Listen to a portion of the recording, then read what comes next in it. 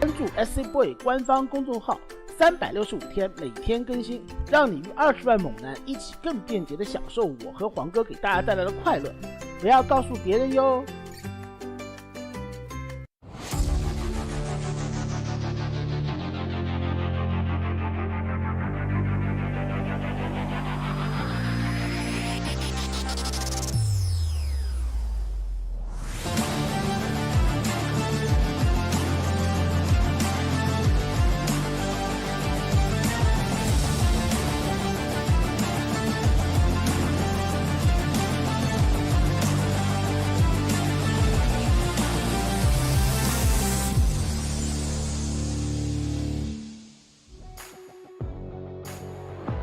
Most town on the Pacific Highway in Sydney, New South Wales.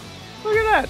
I'll learn a little fact here today. We are here once again with World Team League Season 7 Summer Edition of 2024. We are in the group stage. We are in round 3.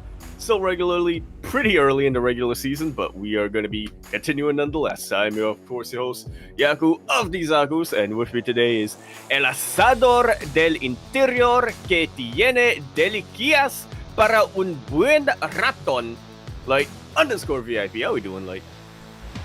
What's up, Yaku? What's up? It's great to be back here another week, and finally I have you on, Yaku, as well for the new season of WTL. And already we've had some insane upsets. I know we were going over them just before we went live. When it comes to last week, even week 1 as well, we've had some big results coming in, some big upsets as well. We do have some favorites coming into this, but even so, some of these lesser teams have been surprising us here in WTL already. Yeah, some of these lesser-known teams, some of these players making their debut in WTL as well. Some of them who, were highly anticipated, ended up getting beaten by some other players who have been into WTL for quite a while, but haven't necessarily been people who you consider to be heavy hitters. Mm-hmm. Exactly, and we'll see how these heavy hitters face off now as we are diving into Team Vitality versus Starlight Twinkle as our first best of 7 of the night, our first Team League match here in round 3, and we kick things off with Maru versus Cristiano. Indeed, we do a nice little bit of TVP as the appetizer to our evening. We actually have a lot of TVP coming down the line tonight.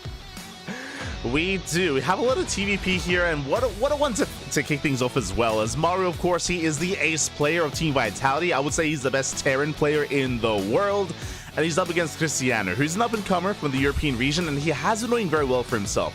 As a reminder, it was also in WTL, as the week 1 of WTL, Cristiano took down Raynor in the ace match of Starlight Twinkle versus Basilisk. Cristiano also took a map off of Showtime as well, but he was able to flex his skill against Protoss and against Zerg.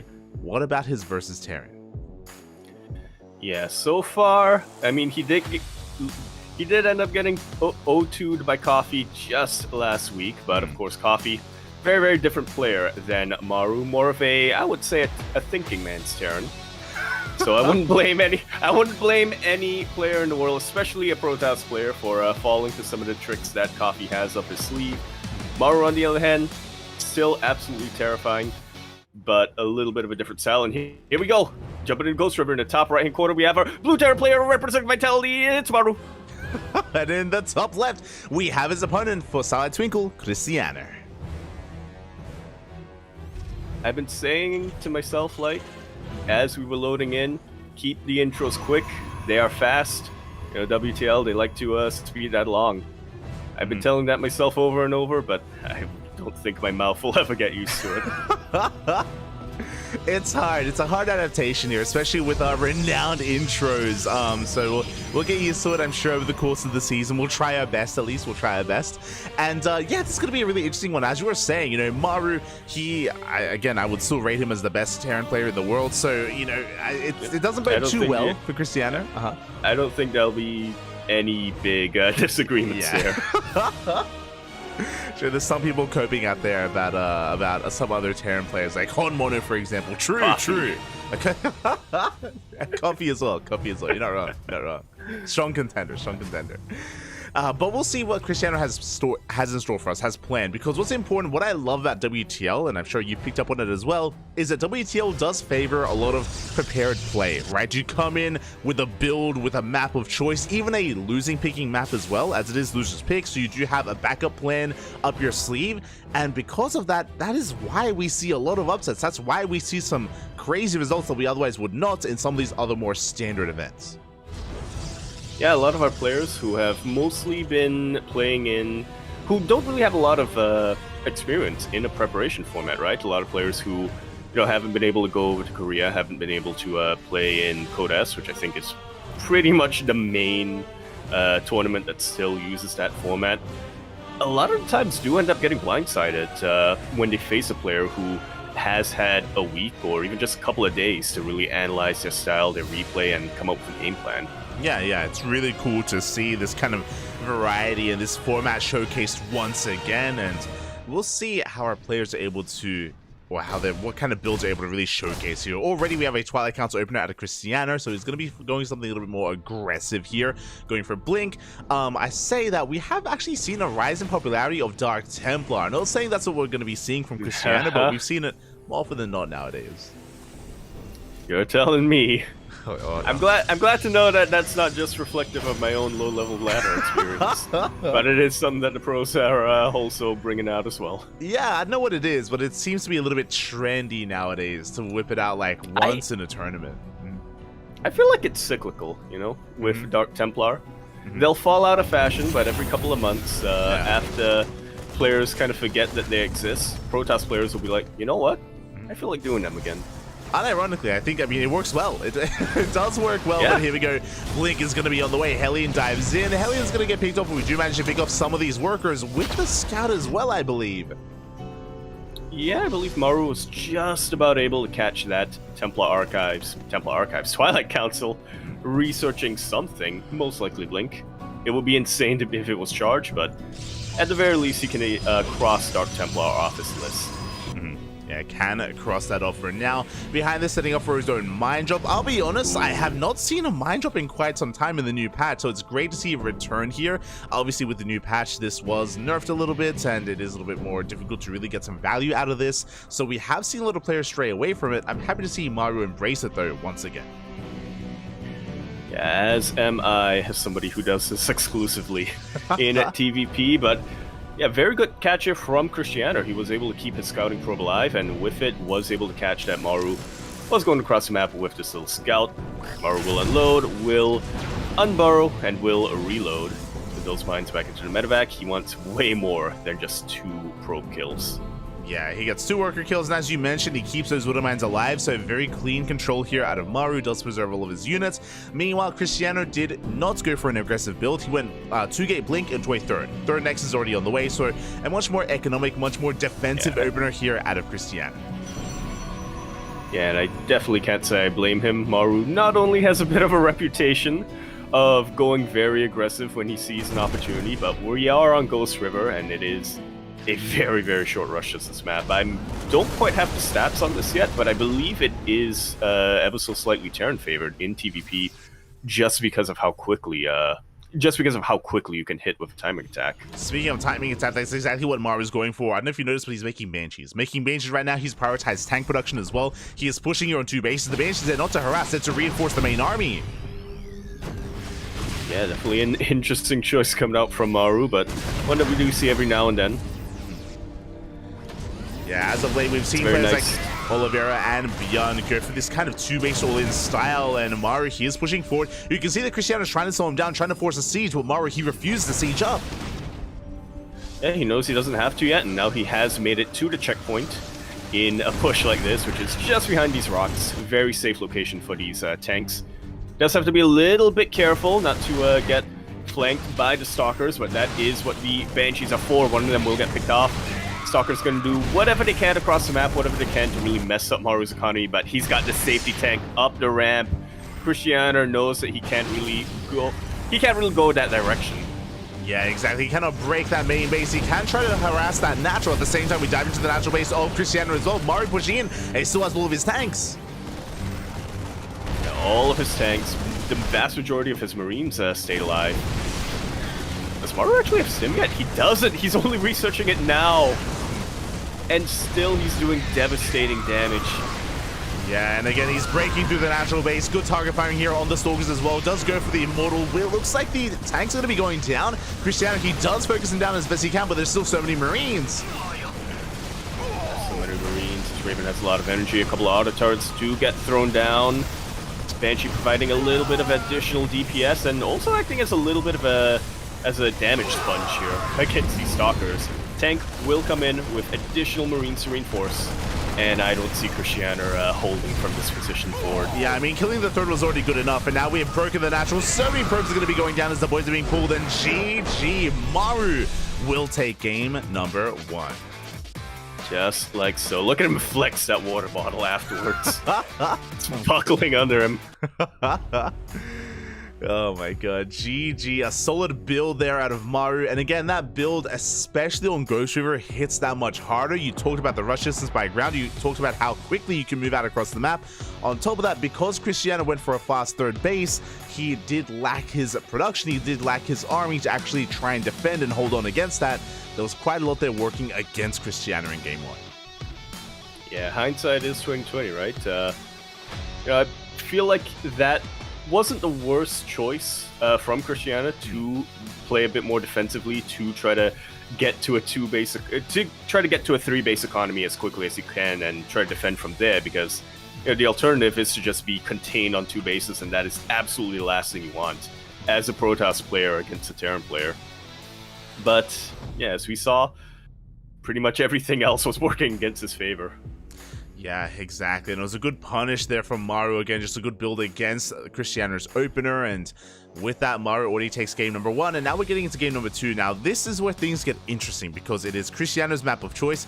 You saw very little hesitation there as well. Oceanborn was picked immediately, and we're diving on in. Here we go on the bottom right. It's a blue Terran player for Vitality Maru. And in the top left for Starlight Twinkle, it is Cristiano. Gotta go fast. That's what the Vitality in Vitality means. Stands for speed. No, wait, I'm thinking of velocity. Never mind. Have you not played any RPG? So what's going on? That's just not true. Yeah, we do have a game number 2 chosen here by Cristiano, and because it's his map of choice, my attention has to be on him.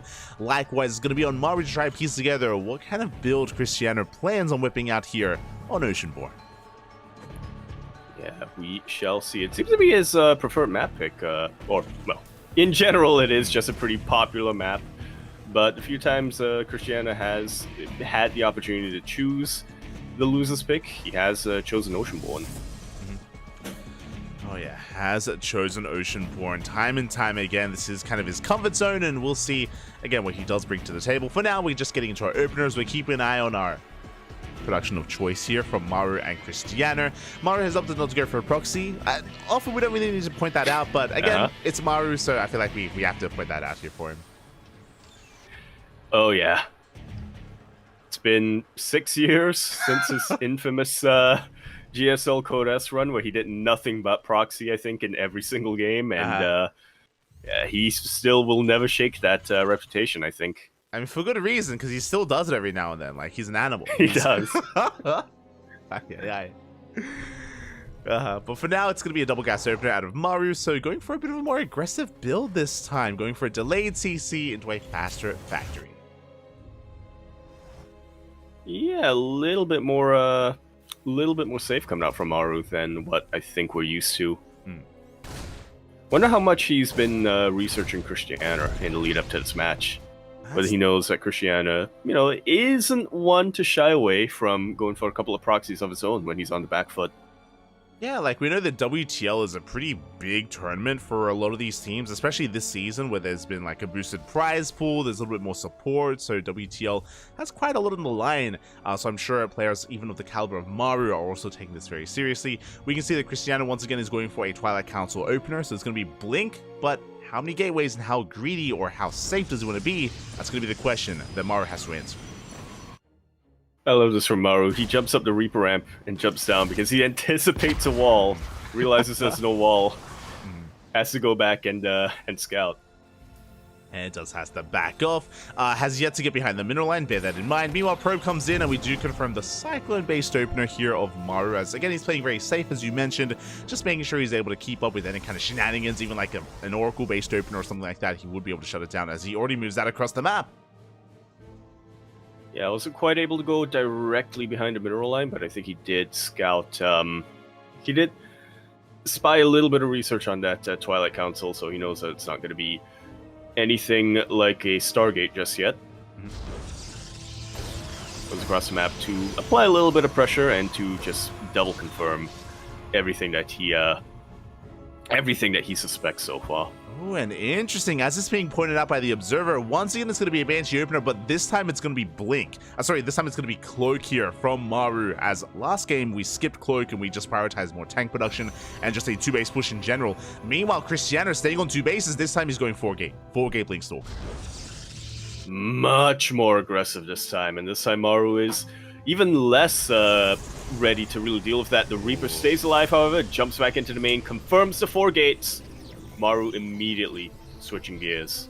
Yeah, now Maru is fully aware of the aggression coming his way. Now he knows that he doesn't have to be the one to push us out. He has to receive the aggression of his opponent. Prism is on the way as we speak. Blink is about to finish up, and Cristiano is going to be the one to move out. And as a response, Maru throws down those bunkers.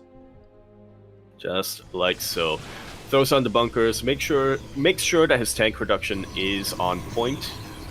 He already made these Banshees, so he might as well send them across the map, try to get some damage done with them. Yeah, exactly. The Banshee's coming in for a backstab. I mean, the army's moving out. There's not much at home to defend. Maru, he can get a lot of damage done with these Cloaked Banshees, and he could even try to force an all-in out of Cristiano.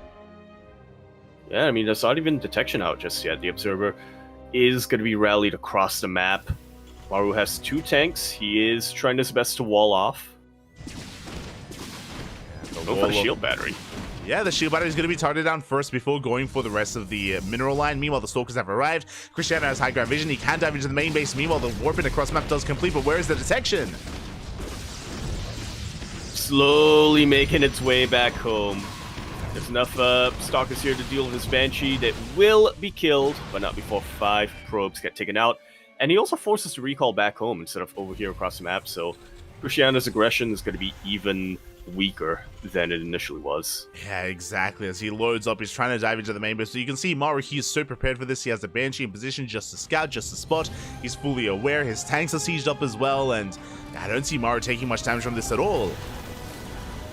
Yeah, none whatsoever. He also knows that with the Warp Prism coming here behind the mineral line, he doesn't need to support his tanks. There is no alternative high ground vision available here for Cristiano. Yeah, exactly. Now he sends his Marines, he can deal with that, and yeah.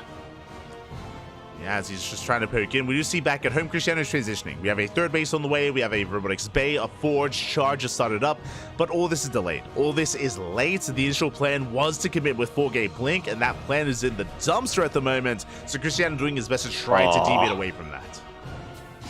Even the Cyclone from earlier, it's being useful over here. Shield battery not quite in range to support some of these probes that are towards the south. Or we'll pick a couple more of them off before the Banshee gets taken out. Yeah, 2 more probes go down, but nothing too significant here. There's a scan at the 3rd base location, so Maru, he confirms that there is a 3rd. Now he knows there's another 2-base all-in, and he knows that he should be able to break out. And there we go, there's the unsiege of the tanks. Maru should soon be pushing out to either take his 3rd base or go for his own move out. Or both. True. Yeah, I'm just looking at the army supply difference right now. Maru far, far ahead.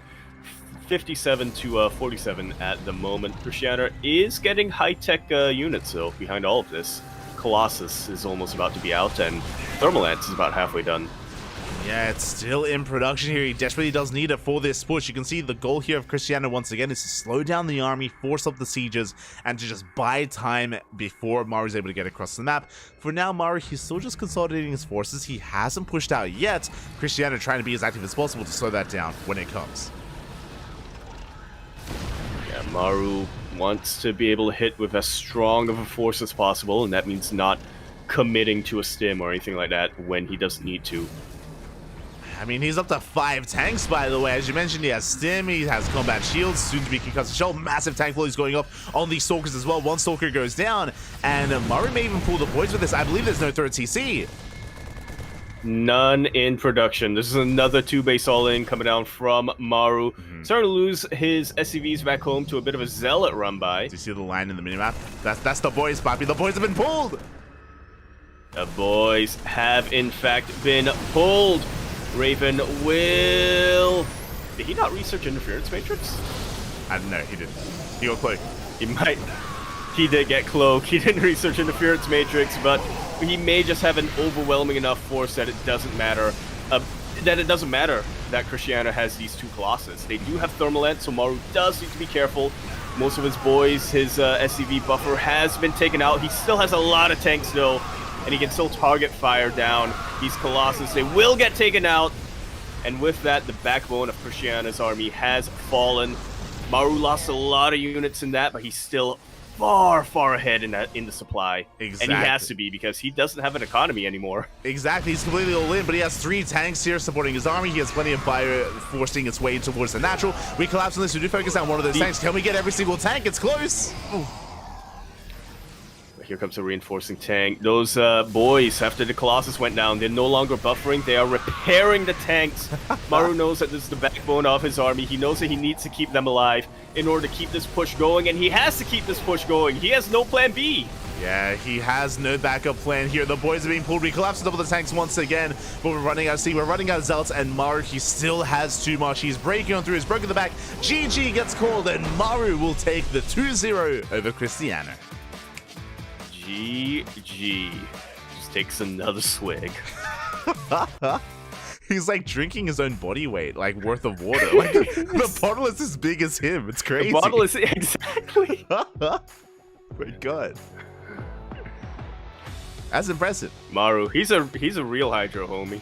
100%, mate. When we say Hydras, mate, Maru, he's already got his bottle all the way up, mate. He is... It's crazy. He'll hydrate your Hydras. He will. GG, well played. Very well executed there by Maru. Again, it was a straight up 2-base all-in. Christiana, unfortunate build of choice. Or I say unfortunate build. Unfortunate that Maru was able to scout, right? Maru, he scouted everything. He responded so well. The 4-gate blink did nothing to Maru. And Christiana was struggling to recover from that moment. Yeah, definitely. The 4-gate did nothing, and then behind all of that, the little bits of harass that Maru was doing just put Christiana even further behind. It's just, yeah, good response overall. Every time Maru sees something, he knows what the correct answer is. Yeah, exactly. It was on Christiana to try to hide that build as best he could, to try to catch Maru off guard. Alas, he did not. Maru was so prepared for everything, and with that, we do have a 2-0 lead here for Team Vitality. But to be fair, Maru, again, you know, he's one of the best players in the world. He's the ace player of Team Vitality for a reason. He does take a lead here, and we'll see if the rest of Starlight Twinkle can bounce back and fight back for their team. That we shall, and I have a pretty good feeling going into our next match, because it is going to be a ZVZ. It is going to be Solar versus Cham. And you might be thinking I'm crazy. You might be thinking that Solar against almost every Zerg player, I mean, he's got to be favored, right? But I believe in El Campeon. I think he's really, to be fair, he's been playing in ZVPs so far in WTL, but so far in the tournament, he's been showing a lot that he is very much in form. He 2-0 Trigger of all players, and was the only player on SLT who was able to take a map off his opponent last week. Yeah, Cham in ZVP has been very crazy. He's been very all-in and very aggressive, and as you mentioned, he caught Trigger off guard. He even caught Strange off guard as well. Like, Cham, he's been really proving himself in the ZVP matchup, but we haven't seen much of him against Terran or Zerg. That's a reality here. So he's a little bit more of a question mark coming in. You know, we're still not really sure where to place him exactly, but we know where to place Solar. That's the problem here, is that he is the Serral Slayer, right? His ZVZ is some of the best in the world. Yeah, without a doubt. I think there was probably a period of time last year where I don't think there was any debate. Solar was just overall the best CVZ player in the world. Yeah. Now it's a little bit thrown into question. You know, we're getting a couple of Zerg players out of retirement. A couple of the other Zerg players as well have caught up to where Solar was at. And we've had a couple of patches in between, but Yeah. Chelsea. Definitely, as we're now getting into our second matchup, and here we go in the bottom left-hand corner. We have Solar for Team Vitality. And over in the top right, yes, top right, we have the red Zerg player Cham for SLT. Starlight Twinkle. SLT. SLT. Here we go. But yeah, that was a really interesting period of time when Solar was, on top of the world. That was off the back of his win, of the Team Vitality win over Basilisk in the finals, when Solar was able to kind of flex for quite some period. Yeah, true, back when they were onside. He was able to flex for quite some period over Serral. But as you mentioned, it was post that kind of era where Serral, it did look like he reflected a lot on those series and on Solar as well, and that was kind of like the moment where Serral kind of switched to be the aggressor himself, and for him to be the one to dictate the pace of the game instead of his opponent. Yeah, that's canon, by the way. Serral's villain origin story is being beaten by Solar. It's all Solar's fault. True. Aye.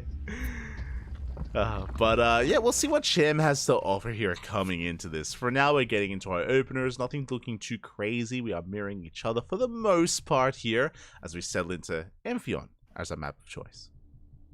Yeah, map of my choice. Hasn't steered me wrong. For some... Okay. Go on. I feel like this might just be... I don't remember what it's called, but it's that bias where you're looking for patterns where they might not necessarily exist. I feel like every time I've seen Amphion, it's mostly been in a mirror matchup. Mm-hmm. Yeah, Amphion's been an interesting one. Just because it is one of the more vetoed maps as well. I feel like we mainly see this in WTL, and because of that, like, player, or I should say, teams, they kind of like feel their players, and then maybe some things line up there. It's hard to say, but yeah, I feel like we've seen a decent amount of ZVZ on this map as of late. Yeah, a lot of ZVZ. I personally have witnessed a fair amount of TVT on this map.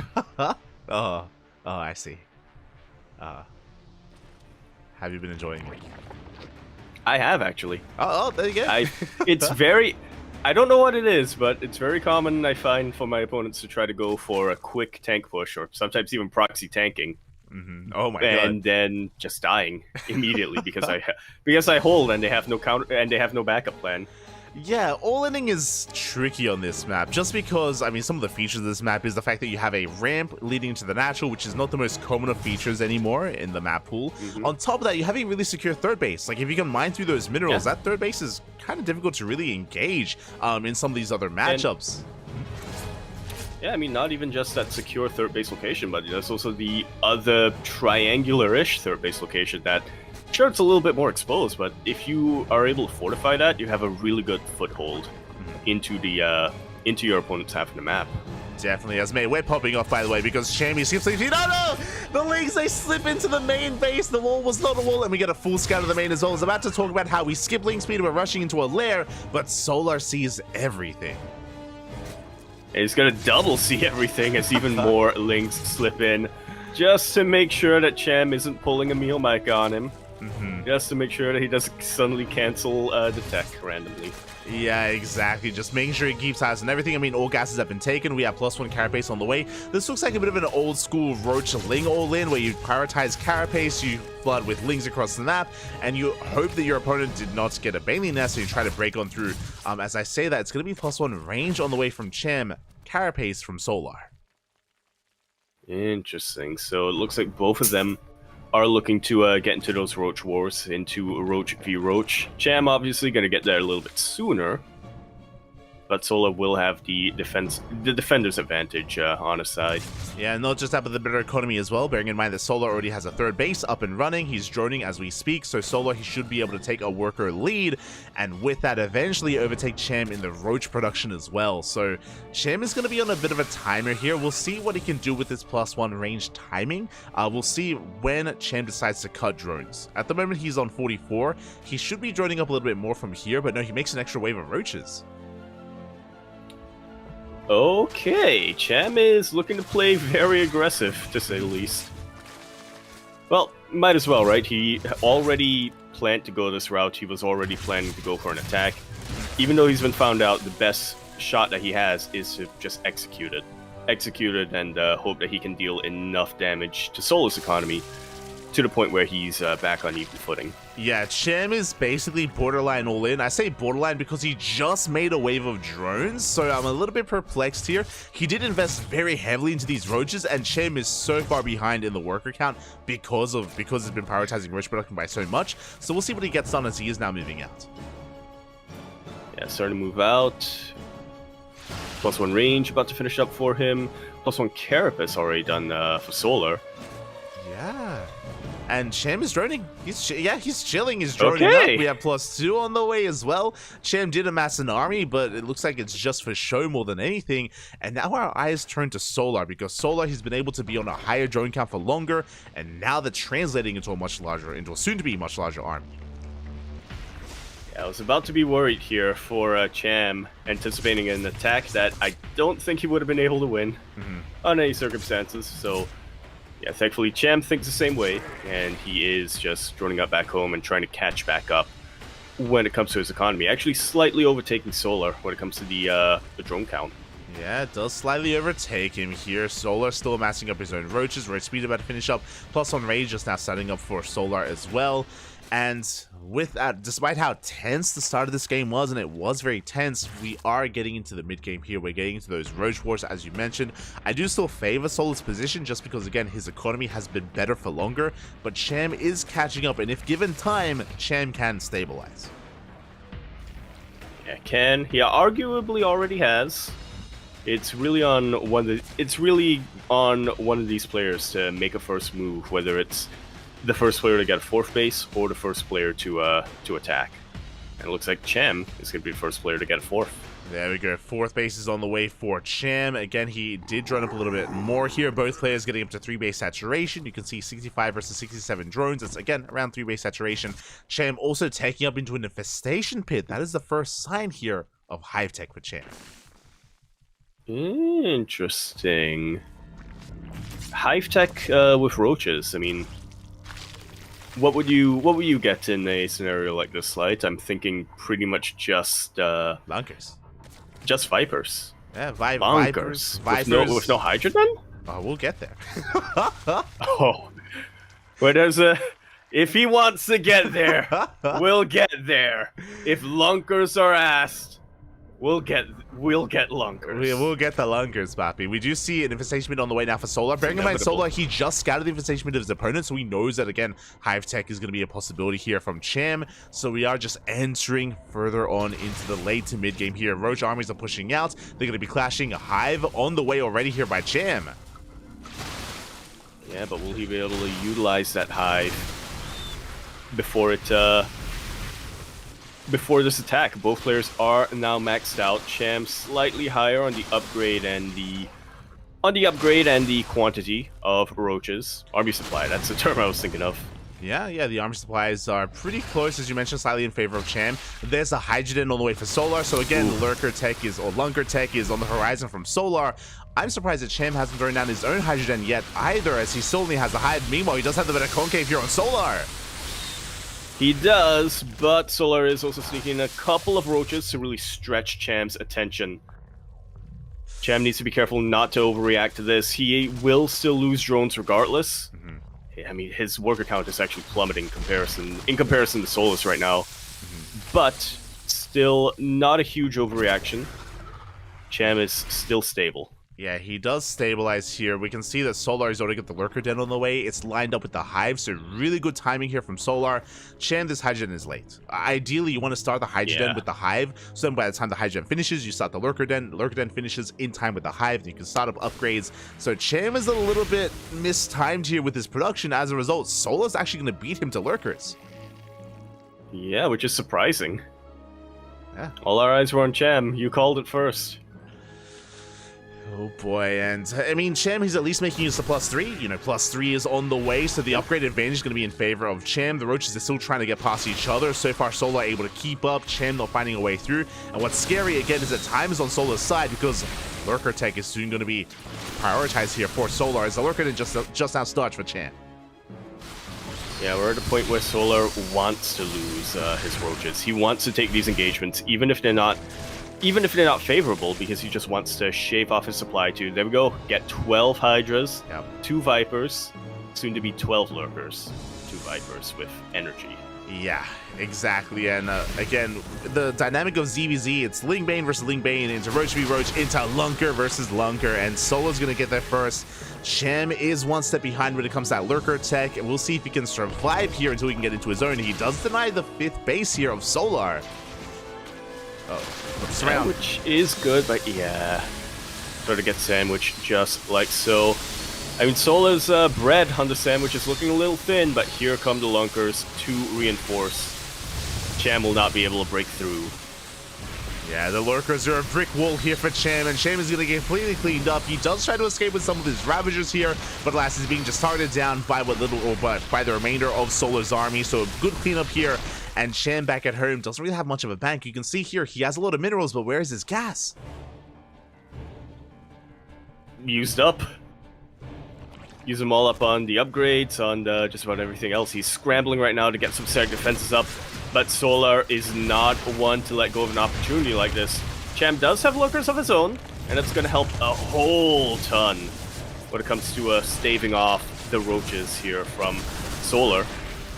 Yeah, it is helping. We do have the yoinks here from Cham as well. He does pick off 2 of those Lurkers. Good pickups here from Cham. At the same time, the counter of Biles forcing back the army, forcing the Unsiege as well. Upgrades are in favor of Solar when it comes to the Lurker upgrades specifically. And here we go. He does rotate over towards the left-hand side. Does outposition Cham. Yeah, will be able to stake himself right in the middle of this turning. Good blinding clouds coming out from Cham. But he just doesn't have enough energy on these Vipers. Yeah, and again, he's just not in position. Again, the Lurkers are here for Solar. They're not in position for Cham. They're a little bit too far away. And Solar is getting access to the natural. What can Cham do? How can he engage? He's running into Lurkers.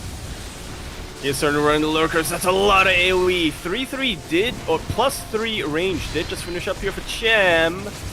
But I don't think it's enough to really make up for the sheer numbers that Solar has. Yeah, and Solar, he just outpositions, and he does wedge himself in between the natural and the 3rd base. We have some yoinks, but not enough DPS to actually kill the Lurkers. They reburrow, and Cham, he's locked out of his own natural. GG gets called. Solar takes game number 1. Just like so. I cannot believe, Light, that I let myself think that we weren't going to get Lunkers. I mean, that's where we were headed, and again, like, even though Cham was getting a faster Hive, like, his Hydrogen was late, so even with the faster Hive, it didn't matter. It honestly didn't matter there. He was late to Lurkers, and that is what mattered most in that situation. Solar able to rush into them a little bit faster, and not just that, but also outposition Cham as well, able to just outmaneuver him towards the end there. Just really clean play there from Solar. Yeah, very clean, very slick. I mean, there was one moment in the middle of the game where I think Cham was able to really bamboozle Solar and really fake an all-in when he made all of those Roaches. Solar, was preparing back at home. He was getting his defenses ready, and that just allowed Cham to sneak out a whole ton of drones to even overtake Solar for a couple of seconds when it came to that work account. But once Solar got his Overlord in position, once Solar recognized the game that they were playing, he just knew what the correct route was to victory. Yeah, and like there was no rushing out of Solar either, like as in there was nothing really pressuring him to try to kill Cham before he got there. Like he saw that Cham was faster than him to get into the infestation pit, but Solar, he just saw that and he's like, okay, I'll just get into my own. Sure, I'm going to be later than you, but I'll just be able to out-control you anyway. Just really confident play there out of Solar. Really impressive stuff on Amphion. Yeah, very, very confident, I think is a good way of describing Solar in this matchup. Describing Solar in general, and to be one with a cool head. Yeah, more often than not, he is able to keep that cool, calm, collected head here. And again, the pressure is on Cham to spice things up. He did have an interesting opener in game 1, but what do we have in game number 2? Over here in the top left, it's somewhere on the map on Oceanborn. That was a Blue Zork player for Vitality, it was Solar. And in the bottom right, we have for Silent Twinkle, it is Cham. Let's go. I just realized he has a speaker behind him. He does. And not like a computer speaker, but No. the type that you would see at a restaurant. At a restaurant? That's your go-to? Or like a bar or a racetrack. Sure. Like A live music venue. Yeah. A small live music venue. Yeah. There you go. You know, he likes his beats. He does like them. Yeah. He's hiding his PowerPoint. Sometimes we see it. He's got like 10 different things like plugged into one outlet. It's terrifying. Oh. Yeah. Is it though? It is. Should I not be doing that? No, ideally not. Oh. I had to make some adjustments. It's fine. I'm sure it's fine. But yeah, we are settling into our game here. And again, you know, Cham, I want to have faith in what he has to offer here on Oceanborn. Is his map of choice. Once again, Oceanborn's going to be our map pick, by the way. Cristiano picked it last game. Cham here. It is one of the more common maps that we're seeing nowadays. A comfortable map for a lot of players. Yeah. I think it was a pretty standard map in even just a previous map pool, but, you know, now that it is a map that is slightly older, and by that I mean, you know, carried over from the last season, is something that the players are very familiar with. They know exactly how to make use of this map, and they know exactly how their opponents want to make use of the map, so yeah, it's not too much to figure out in the heat of the moment itself. Yeah, I have heard a lot of players disdain with the new maps and how crazy they are, and a lot of them, they're trying to find like a sanctuary here in some of these older maps. Maps like Oceanborn, like Alkione as well, they have been quick to embrace them. Side Delta's another big one. Oh yeah. Side Delta. And that's the main one I can really think of. Post Youth, I think, is probably the big one that players tend to avoid. Yeah, it's crazy. Having the hybrid base, having the goal base as well. But that's also why I love WTL, because they force some of these maps to be played because there's no vetoes, whether they're picked by players or whether the admins force them as a starting map as well. We're able to experience some of these maps that are otherwise vetoed. Yeah. And you get to see it shine a little bit every now and then in some of the losers picks, you know. It was an old piece of advice said by the GNR Green Wings coach, I believe, who said, if you know what map is the most vetoed, never veto it and force it whenever you can.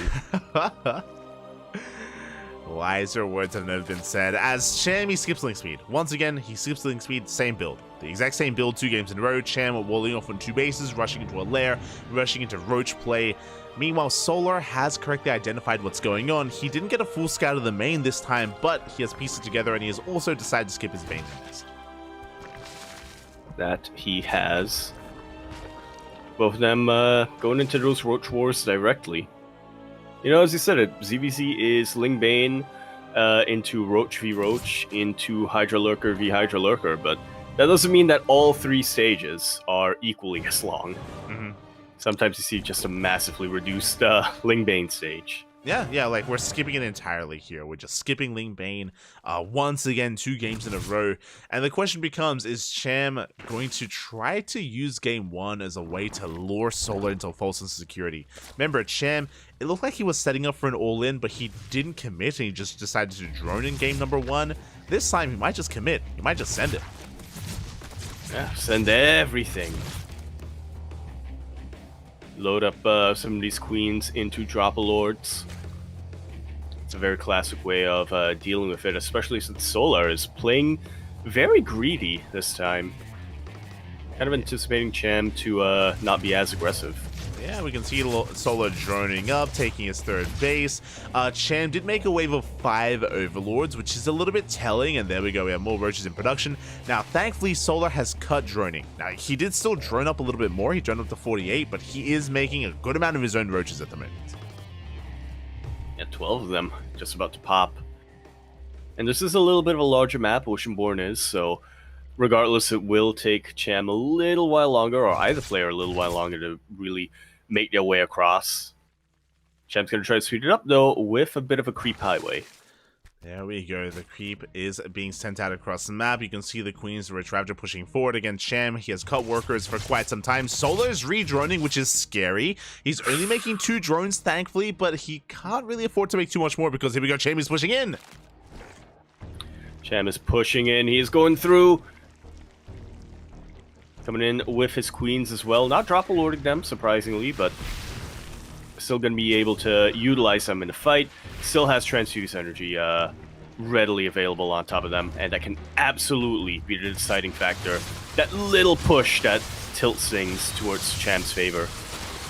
Yeah, exactly. So here we go. The Queens, they shut down the Overlords, trying to supply block. They do successfully supply block Solar for a moment. Roaches are pushing in Ravages as well, forcing us on Micro to Solar as well. He does not have any Ravages of his own. He does not. He's trying to break through with his own roaches, but it looks like Cham might be able to keep this going. His queens are still hacking away at the army of Solar. Solar forced to pull the boys, but reinforcing roaches are going to be able to clean out the queens of Cham. He has no more staying power with this. Yeah. And it looks like Solar will be able to defend and take the W once again for Team Vitality. GG, well played, Solar. He shuts Cham down there, shuts down the all-in without too much trouble either. Solar looking dominant, and with that, Team Vitality will take the series 4-0. They will take down Starlight Twinkle. Just like so. GG. That's all it took, 2 zeros. Yeah, as a reminder, it's a best of 7, so first to 4 do win, or I mean 4 points in general do take a win here for the team, and Team Vitality, they will take it in the end. We will still play out Rewhite versus Ryung. That series will still be casted, will still take place, but it is no longer possible for Starlight Twinkle to actually win this series. Yeah, that they cannot. A victory in this match will no longer contribute to their standings. However, Map Score might be able to. Map Score may be able to contribute to those standings, and even on the individual level, you know, Ryung and Rewhite, they're playing for money, for starters, they're playing for ELO, and they're playing for WTL points, or SC Boy points. No, I think it is just WTL points for the individual leagues that SC Boy does host. Yeah, as you were saying, there's still something on the line here. Again, Team Vitality will claim the win, but at least Rewhite has a chance here to fight back for himself, for his team, earn some extra money, gain some ELO, gain some points. We'll see if he can touch Ryung, as the Tuna Terran is coming up next. Indeed, he is. And you know, now that you mention it, like, I don't think I've been able to ask you about this. How do you like the ELO system compared to the previous, like, web of stats? The web was more fun. I agree. Yeah. They simplified things way too much with ELO. Like, yes, it is more consistent and more accurate, but it's just one line. Yeah, like the web, you had a bunch of lines. For those who maybe did not watch previous seasons of WTL, at the moment, whenever we showcase a player, it shows the ELO. And the ELO is based on their win-loss ratio in WTL and Kung Fu Cup seasons. Previously, we did not have an ELO system. We had instead players given a rating based on their speed, on their defense, their offense, their mentality, you know, like, you know, what they ate that morning, like whatever they wanted. If you ever played FIFA, it was a very similar system. Yes. So it's kind of like D&D, where every player had like stats, and they would be associated points based on the admin's discretion, right? Like, the organizers would dictate, you know what, Maru's a fast player, but like Beyond's a little bit faster, or like, you know, Rainer is known for his speed, but he's not known for his mind, he's not known for his tactics, so he'd be like Doc's there, for example, stuff like that. Yeah, and it wasn't something where they had a certain number of points that to distribute or whatever. No. It was overall points, which is how we had matches with where you had somebody like Cyril who had 99 points going up against, I believe, I don't remember who it was, but it wouldn't have been Crank because that would only have been against Roddy. It was somebody with like 45 points. We didn't have moments like that as well. True. So, yeah, it was, as you said, it's less accurate because it's a little bit more like opinionated, Judgment right? based, Like, yeah. There's less, factual base. It's also just a number now, so it's like, oh, it's crazy. I think the two casters, Roddy and Crank, were actually E rank. I think so as well. Yeah, for a while. That's unfortunate, but yeah, I remember that. I remember there was one time I think Bjorn literally had the same amount of points as Cure, but was still one letter grade lower for some reason. Yeah, they were like harsh on Bjorn. For a while, Cyril was the only S rank player, and eventually Maru did join Cyril eventually. Yep. In that S ranking. Oh, I remember it was Maru was the first because Maru was on onside before Cyril joined Basilisk, so Maru was the only S rank player for a while. And then in the next season, Maru got downvoted to A rank. Cyril was the only S rank player, and then he had to beat Cyril to re-earn his S rank. Yeah, and I remember, I think I remember Cyril dropping. I don't remember if he dropped rank or if he just dropped a lot of MMR, and he dropped below Maru because Cyril was actually taking some losses in the season as well. So there's like, I remember that. Yeah, it was. I don't think he ever dropped from S because you can't. It's S for Cyril. Come on. I don't think he ever dropped rank, but he did lose like a couple of points, which allowed Maru to just edge him out towards the end of that season. Yeah, it was a lot of fun keeping track of all of that. But as you can all see here, it looks like we have some downtime. Looks like we do have some downtime at the moment. This usually means nobody expected the double 2-0. This means that we're waiting for someone. Either Ryung or Rewhite is unavailable, and where there's a 15-minute wait time, 15 minutes to allow for the player to show up. If the player does not show up, there's going to be a walkover. So that's usually why there's like downtime like this, is if they're looking for a player. I don't know which one. I don't know if it's Ryung or Rewhite, so that's kind of what we're waiting for at the moment. What if it's both? Okay. Could be. That could be a weird scenario. Could be. Yeah, I mean, neither of them were expected.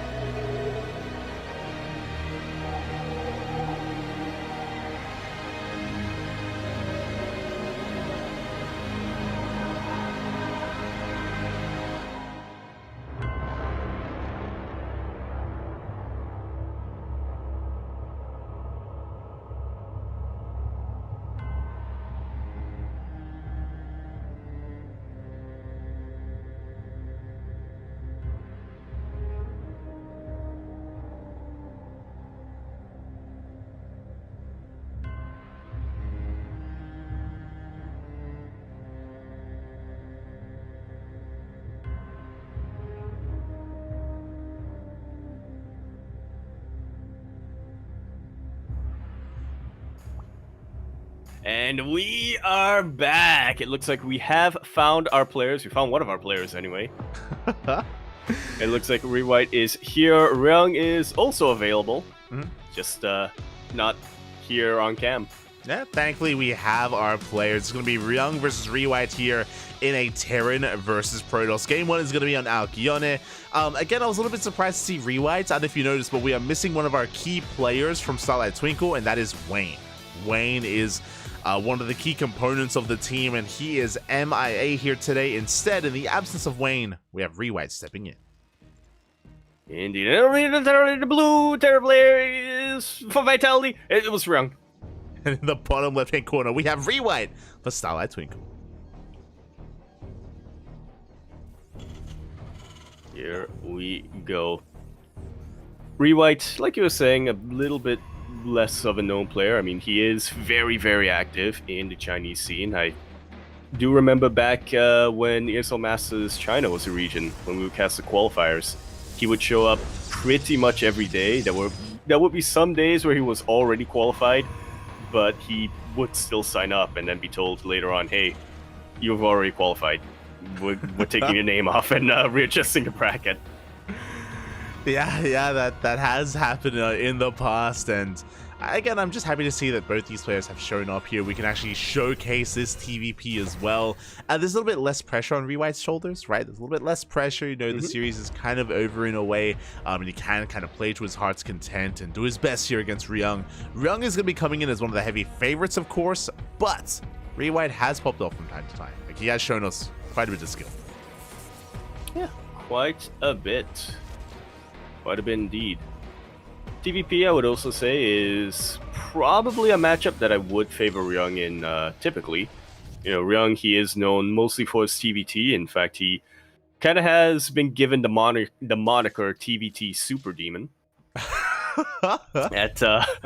in some circles, but TVP, there's still some similarities with TVT, and Ryung's style does also transfer pretty well over in TVP. Yeah, I don't think we ever really settled on a nickname for Ryung, right? We called Solar the Seral Slayer, right? Like, nice alliteration there.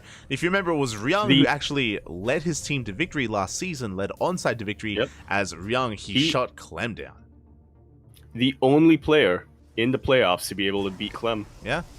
Exactly. We spoke about it at the time. Not even Seral, Dark, or Maru could do that. They couldn't do it. Maru couldn't do it. Solar couldn't do it that season either. Like for against Clem, and it was Ryung. It was Ryung to step up and shut him down multiple times. He was even revived, if you remember, for the Ace match to bring Clem down, which was crazy. Clem Conqueror. Clem Killer. Okay, I can get behind that. The Clem Conqueror. That's a bit long though. Clem Conquer. Not Conqueror, just Conquer. He conquered him on the head. Okay. I misunderstood. That's... Oh, okay. I see. The Clem Conquer.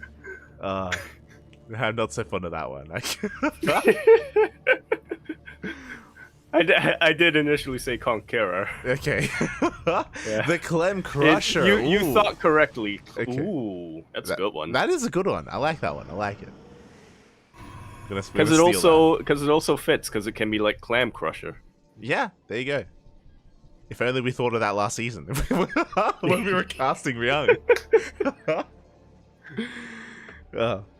But regardless, we're going to be settling into this, and this is a wild one here. Rewhite's going for a Twilight Council opener, and we typically assume that's going to be Blink, or maybe even Blink behind it, but sorry, maybe even DTs behind it, but no, it's going to be a charge-based opener instead. It has been such a long time since I saw this in PvT. Also, grabbing that third Nexus. Okay, when I saw charge being sent out, I was immediately thinking 2-base all in, but not just yet. I mean, Rewhite, he might not saturate that third base, but he also doesn't have the gateways to go for an all-in at this point. Yeah, not yet, but we do have additional gateways on the way. I would not be surprised if Rewhite doesn't take his gases as natural. For the time being, he hasn't, but we'll see if he does ever invest. For now, we're just rushing into charge. Going to be rushing into a mass amount of Zelts as well. And I believe the goal here for Rewhite is to catch Ryung off guard with a charge timing. We'll see how many Zelts we work with. We'll see how aggressive Rewhite is going to be. Yeah, it's something that is very, very effective. The vast majority of TVP builds just aren't usually, or the vast majority of TVP standard builds aren't really equipped to deal with something like this. It's very much on Ryung to scout and try to catch this early, and I think he catches whiff of something coming his way, because that is a wall off in his natural. That's some clean SimCity at the natural, mate. Like, he walls off the ramp, he has a bunker in position as well, his Marines are amassing, Stim is on the way. We should also focus on Ryung a little bit here in the sense that he did prioritize Stim and combat shields quite heavily. He actually skipped out on some of that tank production for a Bioforce. So, yeah, an interesting composition here by Ryung. Actually, I think he doesn't have a single tank, so he would be vulnerable to Blink Stalkers, but it isn't Blink, it's Charge. Yeah, great decision coming out here from Ryung. Obviously, tanks, great against Blink, terrible against Charge. Yeah, that's so Widowmines can really come into play, but here we go. Blink is on the way behind this, so it looks like just a really gateway-heavy composition from Rewhite. Charge is done, but we haven't done much with it yet. And here we go, moving out with the double drop. At the same time, the Prism is moving out as well. Hopefully, Rewhite is going to be able to avoid those medevacs as he's skirting his way across the map. The Cyclone catches wind of this. The Cyclone confirms those are Charge Luts. That is a Warp Prism. Ryung's still going to be committing to the double drop, but he knows what's coming his way. He knows what Rewhite has planned for him. And immediately, as soon as he saw Charge, Widowmine production. Widowmines are now on the way. That's going to be ideal here against these Charge Lots. We scan the main base. We get eyes on the Stalkers. They are currently vanilla Stalkers that they cannot blink under the drop. They cannot dive on top of that army. And we're going to be able to skirt away. Rewhite is transitioning, though. He's taking gases, and we're going into Colossus. Took me a quick second to realize why you corrected yourself there. I was like, yeah, vanilla Blink Stalkers. That makes sense. I was like, oh, wait, no, never mind. Hey, wait a minute. What did I just say? It's right, whenever you say Stalker, just Blink just comes hand in hand with it, right? Yeah. It's so weird, like, not to have them together. Stalker's just incomplete without Blink. True. But I guess that's why, you know. Well, I mean, at least Blink is now done for Rewhite. The bay is about to finish up. Fun fact, we have yet to take gases. There we go. It looks like one gas is being taken at the third base location. Rewhite's still heavily reliant on these charge lots, and he has been unable to push out, instead taking a fourth. Yeah, good choice here for Rewhite.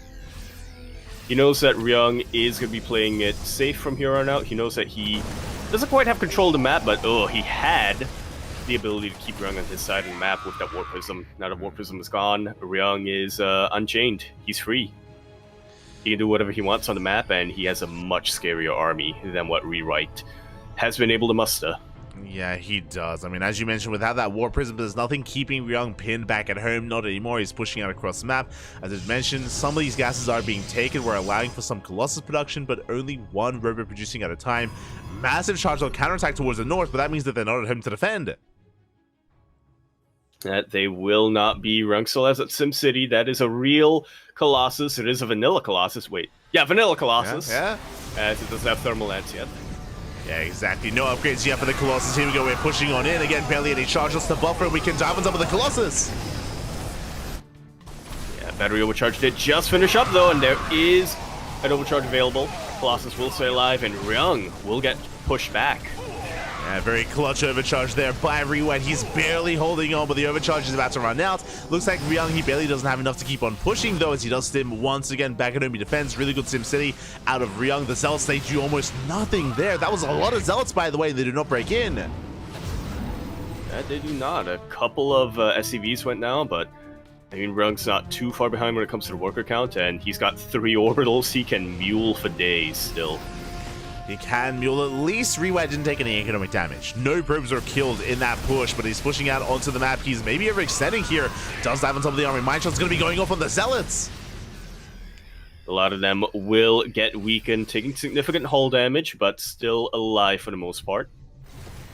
Most important thing here for Rewhite, he has kept his Colossus alive. Yeah, he keeps it alive. He's able to take another base. Still no additional gases. Like, again, the scariest thing to me is because he hasn't taken extra gases, he's only making 1 Colossus at a time. The Colossus kind of still very low here for Rewhite. He has a lot of Zealots, but he's relying so much on them.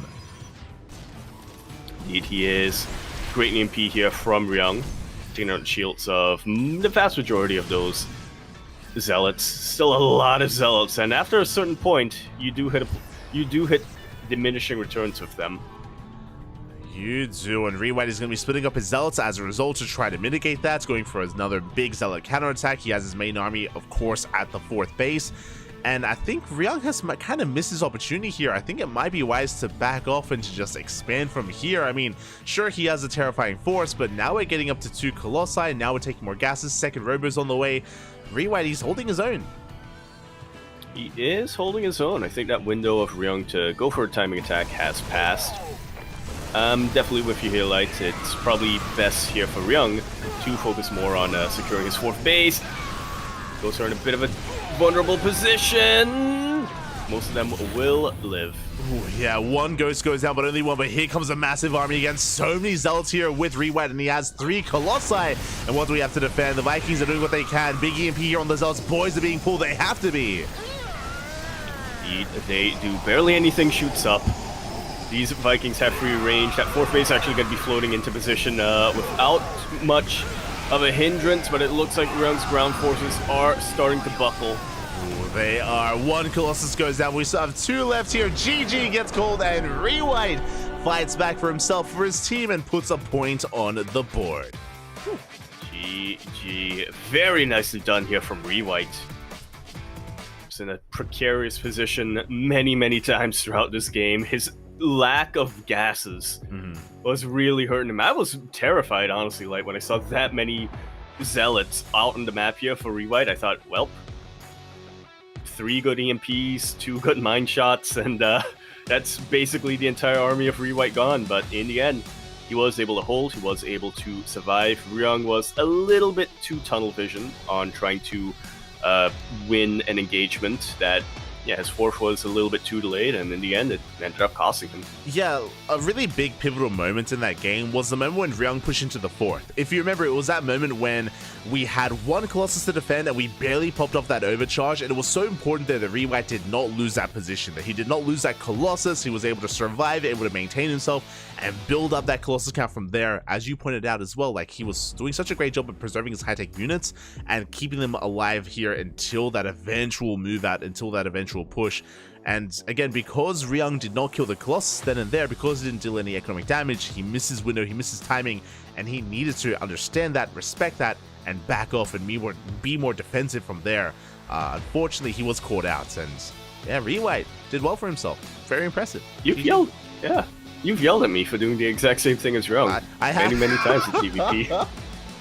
Not wrong. I try to forget that. I try to... yeah, GG, very well played here by Rewhite. We spoke about him before. Again, Rewhite, he's taken down players like Showtime in the past. Rewhite has had some really interesting results, really surprising showings. Unfortunately, Rewhite, he's not as active as some of the other Chinese Protoss players. I'm talking about Cyan, I'm talking about Firefly, I'm talking about Jeshi. He's just not competing as often in these online tournaments, so we see less of him, but he's still an amazing player in his own right. Yeah, it doesn't really... Well, but here we go. Continuing on side Delta in the top left corner, we have a red Protoss player. It's Rewhite for SLT. We do have Rewhite and Ryung in the bottom right for Team Vitality as well. And here we go again. Rewhite doing well for himself here, already taking the first game. Can he take the 2-0? I mean, again, for Ryung to drop a map is surprising already. Can Rewhite keep this up? Well, we shall see. Already he's got to be feeling good about that victory. You can see that little fist pump as he saw that victory screen going up. It's got a little bit of momentum riding his way. Ryung, on the other hand, was very eager to get into this game. Not sure if he really was able to take that step back and recognize what went wrong in game 1. Yeah, and again, like, I don't blame Ryung because it was such a quirky build out of Rewhite. Remember, he rushed into charge of all things, but he didn't actually hit a charge timing. He just waited back at home, got into blink, took a really fast 4th, took a really fast 5th, took a fast 3rd even before that. So yeah, it was just a really difficult build and really difficult just game to read there from the side of Ryung. So now he's on the back foot. Now Ryung, he's the one with the pressure on his shoulders. Yeah. He's the one who's got to keep that elo up. There you go. The elo, the pride as well, right? Like, you don't want that kid Maru to start poking fun at him. Like, it's... No, he's already sent him a number of messages. 100%. And Ryung responds by sending him the replays of Cyan versus Maru at IEM. The fire in the chat. Oh my god. Ryung, calm down. He's just a kid. Just pull back. Oh. He hasn't finished his water yet. I was about to say, you know what? Especially because Ryung does mentor Maru quite a bit when it comes to a lot of these games, a lot of these matches. We can't see Ryung's camera right now, and really what's happening is Ryung also has his own bottle of water that is also his own body weight as well. It's just a massive, gigantic bottle, and he's plowing it down. Yeah, so big that it actually blocks the camera. It does. That's why the camera's off right now. It's been crushed by the bottle. Can't use his phone either, because, no. You gotta keep that space for the bottle. You do. It takes up the entire room. And we'll see where this takes us, as once again, Twilight Council opener out of Rewhite, and I would assume this is going to be for a Blink-based opener, but now I'm not so sure. Now it could be Charge, could be DTs, it could be anything.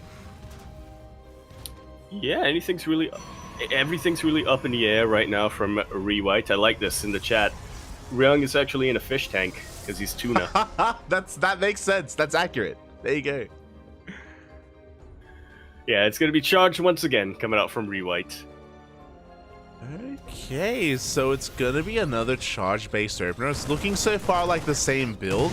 We do have a Mind Shot going off, taking down the hallucination. Ryung can go for his own aggression as well with this initial Widow Mine, with this initial medevac drop, I should say, and we'll see what Ryung can get done, as for the first time, he's going to be able to apply some pressure early on in the early game.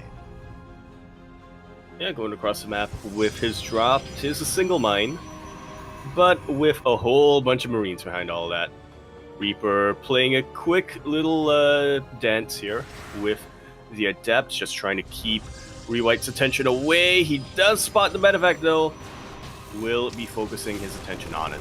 Yeah, Widow Mine does borrow zoning away some of those units. Marines, they do go for the Robo, actually. Interesting choice. Instead, we're going for the army. Widow Mine will not go off. Yeah, Observer popped out just in time to allow for that one additional volley, that one additional hit. These Marines haven't done anything yet, really. Yeah, at the very least, Ryung is able to scout, but this was a very committed drop. It really was. So a really nice cleanup here by Rewhite. The Warpins as well. He locked in that Reaper, by the way. It could not escape, could not get away. So really nice moves here out of Rewhite. Charge is soon to finish up. But we spoke about how this time Ryung is being more aggressive, not just with the drop, but now with Cloak Banshees as well. Yeah, taking a page from Maru's book this time. Instead of the other way around, which is kind of weird. Yeah, I mean, I would not be surprised if maybe even Maru took this from Ryung even as well. You know, maybe something they've been cooking up together.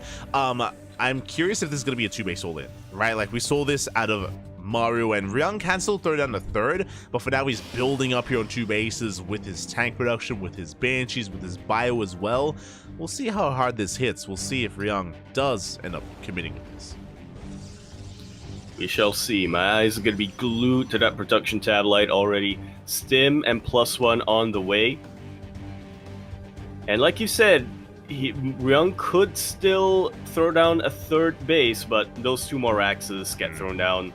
It's pretty much confirmed. Ryung is going to be hitting a fairly early timing. Yeah, I believe that's going to be a 5-rack setup. I think we already have 3 racks, so we have 2 more on the way. Meanwhile, we do have a mass gateway explosion here from our opponent, but the Banshees, they do slip into that natural base. We're getting some probe kills. Yeah, 2 Banshees could be enough to one-shot these probes, despite the shield battery. Yeah, Observer forced to be recalled. Yeah, we do force a recall. The army comes back home as well, so good damage dealt here by Ryung. At the same time, behind this, we're still building up Marauders, still building up Marines, and Medevacs as well. I believe we have not gone into tank production, so this is a different build compared to what Maru did. If you remember, when Maru pushed out with his 2-base all-in, it was with 5 tanks. Here instead, we have Widow Mines. Yeah, and I can't say I blame Ryung for making that adjustment. He confirms, once again, Charge was the tech of choice, the upgrade of choice here from Rewhite, so yeah, going 2 tank heavy would really hinder yourself when you go for a push like this. Yeah, it really would. The first Colossus is now in production as we speak, but here comes a move out of Ryung. Again, it does look quite committed here. Still no third TC on the way from Ryung. The Widowmane, so we might drop the War Prison does come back in, but the turrets do finish. And that is the perfect position for the turrets to be. couple of Marines were kept at home, but now that the Zealots have been dealt with, they will boys. be making their way across the map. The boys have been pulled. I believe so. Yeah, there we go. The boys have been pulled. It is a 2-base all-in. A different variation from what we saw against Maru, but the same overall concept here. We have tanks, we have Winter Mines, we have Banshees as well, but the Colossus does come out just in time. Yeah, it does pop out, but it's very exposed. No buffer, no shield battery, no nothing. Ryung is focused more on the main army, the Gateway army on the ground. But the Colossus once again moves away from the safety of the high ground. Will actually die to a Widow Mine of all units. Yeah, the Colossus falls. The 3rd base has been broken, and the 2 base of Ryung has succeeded, has worked this time. Again, there's nothing here to defend. There's a couple of Stalkers, none of Zealots, none of Colossus either. Sure, Rewhite's going for a counterattack, but it doesn't even matter because Ryung, he's broken the natural and he's busting into the main. Yeah, it doesn't even matter. Ryung can lift his buildings. He can. And Rewhite can't. True, he can lift them up. We're going for a desperate warp in back at home, but we're focusing on the Stalkers one after the other. We have 5 Stalkers left in the main base, but the tanks have sieged. Zealots are racing, they're racing back home, but they have to push up a choke point. They have to push up the ramp. They do push up the ramp. They surround the tank. That's a nice little pick off, but they in turn get surrounded by Marines. GG is called. Ryung will take that game, will not allow Rewhite to take the 1-1, but Rewhite, I'm just looking at his face, he seems satisfied with how he played. GG, well played. I mean, Rewhite may not have taken the 2-0, but taking a game off of Ryung is no easy feat. I mean, Clem even struggled to do that, so very impressive stuff here out of Rewhite. Yeah. To be the only player in his team to take a map, so GG, well played. But a shout out to Team Vitality as they do take the series 5-1. They take another win. And I believe Team Vitality are currently undefeated. Yeah, they're looking strong so far in this season of WTL. They've so far only dropped, I believe, 3 maps in the group stage, and sure, we are only in round 3 out of 11, but still, it's pretty impressive what we've been able to see from them. Oh yeah. Very impressive stuff here. Very impressive. GG, well played. With that, we're going to be going on a short break. And when we return, we have our next matchup here. We have Offside versus Psystorm Na'Vi. Yeah. Hope you haven't had enough of Vitality yet. Hope not. Hope not. As we have their continuing with them. Yeah, their sister team's going to be coming out. Yep. Sister team. That's the right thing to call them. What were you gonna say? Or the right terminology. I think I was gonna say like the offshoot, what do you call it? The branch. Oh, okay. Something like that. I was gonna call it like the branch team. It's fine. It's fine. Well, we all get it. Satellite. But now we're gonna be coming back in a couple of minutes. Take this moment to get some snacks, some water, get some rest, get some hydration going. Drink yourself. Just like Ryung, just like Maru, we'll be back soon with our next series. Yeah. That's chill.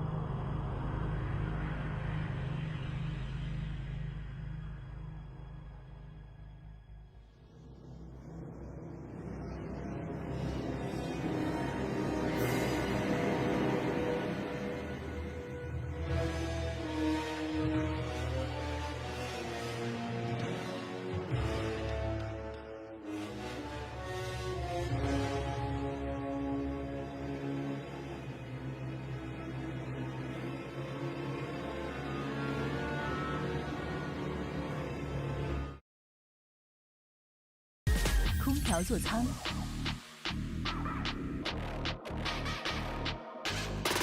第一地机械地。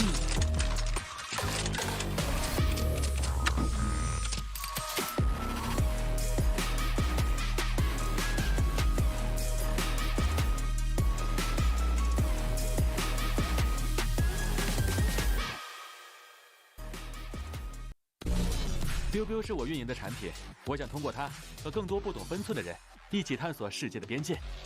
正是这些不懂分寸的人，也许他们不被理解，任性、固执，甚至疯狂。就是我。但如果没人去打破边界，谁又能玩透世界呢？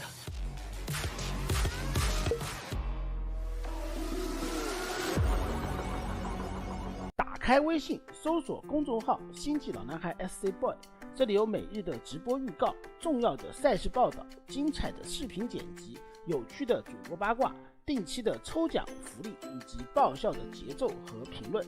关注 SC Boy 官方公众号，365天每天更新，让你与20万猛男一起更便捷的享受我和黄哥给大家带来的快乐。不要告诉别人哟。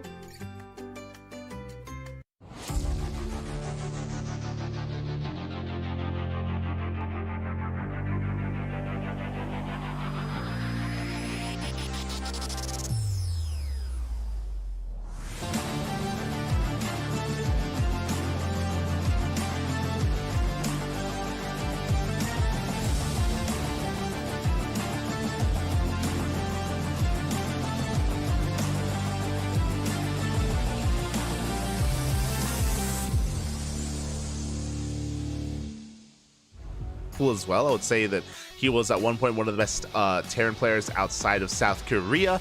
Even won some of his own accolades, won some of his own tournaments as well. So very impressive career from Uthermal. And then he took a step back. He retired. He focused on his YouTube channel. He's the content man. He's the YouTube man as well nowadays. A very successful YouTube channel, might I add.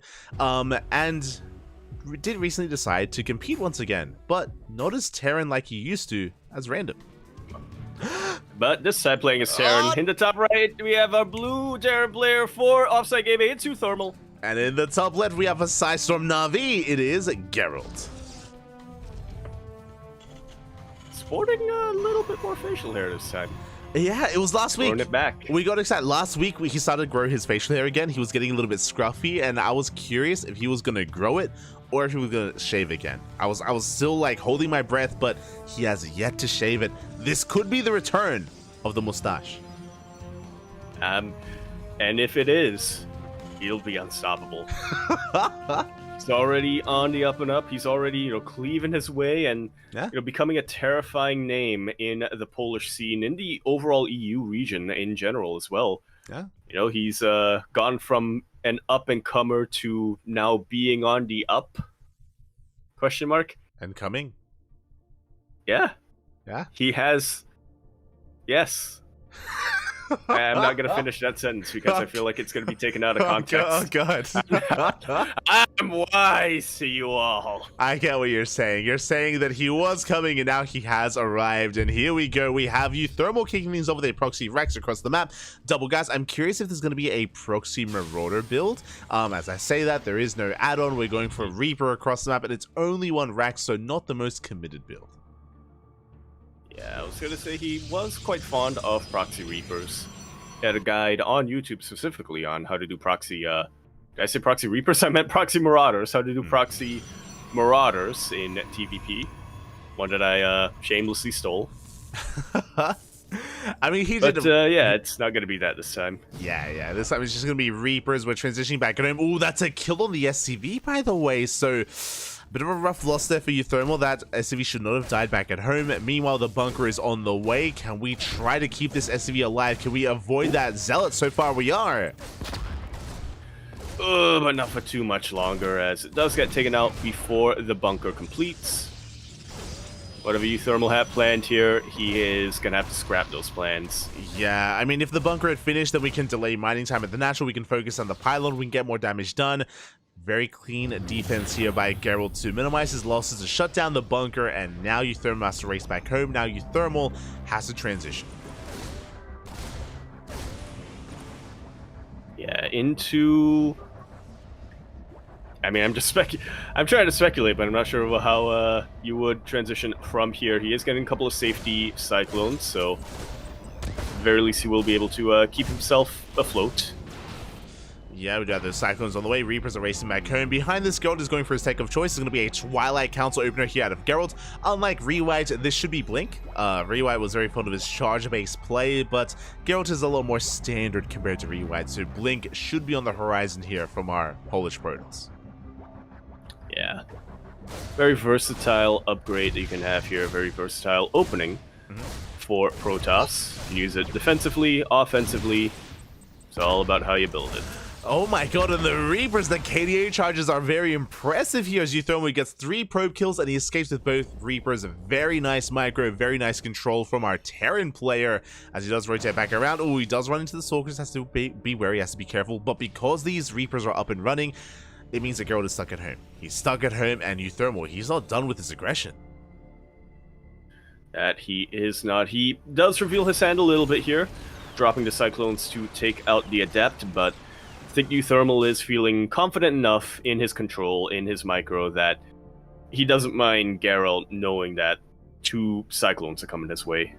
Yeah, exactly. Especially upon shutting down that Adept. I'm sure he's happy with that Ooh. trade. Meanwhile, he's going to be moving out. We do get on top of some of these Stalkers. Good KDA charge once again from Uthermal. And 2 of them will go down. Ah. Cyclones take absolutely no damage. The Reapers finally get taken out, but they have done their job. They have been able to zone these Stalkers away. They have been able to stretch Geralt's attention, and now these Cyclones are going to enjoy the benefits. 8 probes get taken out. This is getting out of hand. This is getting way out of hand here. It's only a double Cyclone job. We get 2 Stalkers, we get 8 probes. We deny so much mine time as well, and what's scary is that the Cyclones are still alive. You can see Geralt trying to hunt this down, but Blink is not done. We cannot chase his back, and he may even get even more damage done with this. Yeah, it's going back into the main. The Stalkers are not in position, but Uthermal is playing this out safe. Geralt did scout the Cyclones over there with his probe, so he will be loading them back up. The Cyclones back up, will be going back home, preparing for round 2. And what does round 2 entail? It entails a 3-1-1 setup, 3 Raxes, 1 Factory, 1 Starport. We are massing up Stim, Combat Shields, Marines, and Marauders as well. Uthermal, this 2-base push is going to hit like a truck, but we're still building it up. Meanwhile, Geralt, he's fighting for map control. He's looking for this drop as well. Blink is finally done for our Protoss. And now the tables have turned. Geralt. It is now Geralt's time to try to punish this, and important to note, Uthermal has no tanks. He is pretty vulnerable to a blink, to a heavy blink aggression. Geralt doesn't have that many gateways, but with good enough control, he can still cause a huge delay here for Uthermal. Yeah, it's only 3 gateways behind this, so we do get across the map with a decent amount of Stalkers. We pick up a couple of Marines, but at the same time, the Cyclones, they drop across the map. 3 probes go down, and it looks like Uthermal, he does defend his main. He defends, and he attacks. But most importantly, he stim pack research completed. you almost had it. You almost had it, Yaku. I was like, oh, he's on it, Papi. He's on it. He researched stim pack. There we go. There you go. There you go. And with that, Uthermal is still hidden here. He's still to survive, pulling back towards the top left-hand corner of the map. He's in the dead space, keeping Geralt's attention back at home. Meanwhile, he's going to try and push in, but Uthermal, he's going to be able to shut this down. And again, Uthermal's playing very goddamn well here. What I will say is that these past couple of weeks, Uthermal has been rolling Protoss, he's been rolling Zerg. His random has not been lucky. He's been avoiding his main race. But here you can see that if Uthermal is allowed to play his main race, he can take it to even a player of the caliber of Geralt. Really impressive stuff so far. Very, very much so. Thermal is starting to push out now. Concussive Shells has finished up. +1 weapons on the horizon. The double mines will be in. Just not enough to take out the Warp Prism, but the turret in the mineral line will finish things off. Geralt will lose that Warp Prism, will lose all of his map control, and yeah, it's going to be forced to defend. I completely forgot about this double Cyclone drop, as did Geralt, potentially, and it is drawing a lot of attention away, killing a couple of probes. One of them will go down. Finally, I believe that medevac discs get taken out, but feels like it's too little too late. Uthermal is at 74 army supply versus Geralt's 20. Yeah, Uthermal snowballing out of control, pushing on in. Storm is not done. We depower everything in the natural. The Artosis pylon goes down, and now there's almost nothing left here for Geralt. He's rolling in with a couple of Zelts, with a couple of Stalkers, but alas, the Bio Army stims, and it does win. Earlier, we saw a big reaction shot as well. Geralt shaking his head. GG gets called, and the Protoss fan takes game 1. Popping off over there. Spreading his wings. Uthermal is like, Spreading his wings like a fan. Just give me my Bane race. That's all he needs. Just give him Terran, and he can take it to some of these big players out there. GG, very impressive stuff. And Uthermal puts a point on the board for his team for Offside. There we go. Very strong start here for Offside Esports. Very pleased with himself, as you can see on the cam. Very pleased indeed. Meanwhile, a shout out to Onside in the chat, by the way, for gifting us, for donating a little bit here. $6.90. Nice, with the comment, let's go Offside Esports. Let's go, Papi. Let's go. Let's go indeed. Offside Esports. Do apologize for saying Offside Gaming. I mean, they've had some rebrandings in the past. It's okay, it's okay. But yes, they are Offside Esports, and that's a big start here for Uthermal. I'll be honest, coming into this, I had a little bit more faith in, or I had a little bit more stocks behind Geralt, and you can see Geralt taking that loss a little bit hard here. He's gonna have to try to calm things down coming into this. Yeah, might need a little bit of a moment here to collect himself a little bit. He has chosen this next map, so you know, he does seem to have a plan of how to bounce back from here, but yeah, it just does need that a couple of moments once again to regain that mental and to try to approach this once again. Yeah, the difficult thing here is something that we're all aware of, and it has impacted some players before, is losing to Uthermal. You don't just lose a game. Yeah. You know that Uthermal, he's gonna make a video. he's gonna make a video about that game. Yeah. He's gonna post it on YouTube, and it's gonna get thousands of views, mate. And everyone's gonna watch, everyone's gonna know, and Uthermal's gonna be commenting over it as well. Like, it's a big blow here. And it's just something we have to deal with. Again, best of luck here to Geralt to be able to just recalibrate and take that in stride, and hopefully that doesn't affect him too much coming into game 2, because that's a kind of another factor here coming into a loss. Yeah, that's definitely another factor coming into a loss, but especially a loss in game number 1. You also know that Uthermal is still going to be playing random. You know, next game, you still don't really know. You're still not 100% sure what to expect. There is that little element of just not quite being able to prepare against that. There's still that little element of luck. Yeah, that hopefully what you prepared is also the race that Uthermal ends up rolling. I'm also really curious about something, because Uthermal, he has been playing random these past couple of weeks, but they're showing the Terran logo, and he might be race picking, by the way, as in the bottom right hand corner we have Uthermal for Offside. And over the top left we have Geralt for Storm Navi.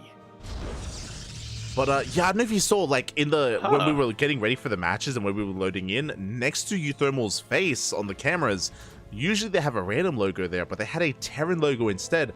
I think he's picking Terran this time, like, intentionally. Yeah, I mean, Terran twice in a row, that can't be a coincidence. Yeah, I don't know if our offside or onside managers could let us know here if this week is Uthermal rolling random and rolling Terran, or is he intentionally now picking Terran instead? Which I can get behind. Like random has been a lot of fun, that's true, but the reality is that Uthermal's Protoss and Zerg is weaker than his Terran. Yeah, just as a fact. It is weaker, and especially as we are getting a little bit deeper into our group stage, you know, especially with how Offside has performed so far, they are, kind of in the middle of the pack, slightly below the middle. They need to take this 100% seriously from here on out to secure their position in the playoffs. Yeah, and we Gemini, let us know. Well, we just got an update in the chat. Yes, sir. Mark is playing Terran tonight. He has race picked. There you go.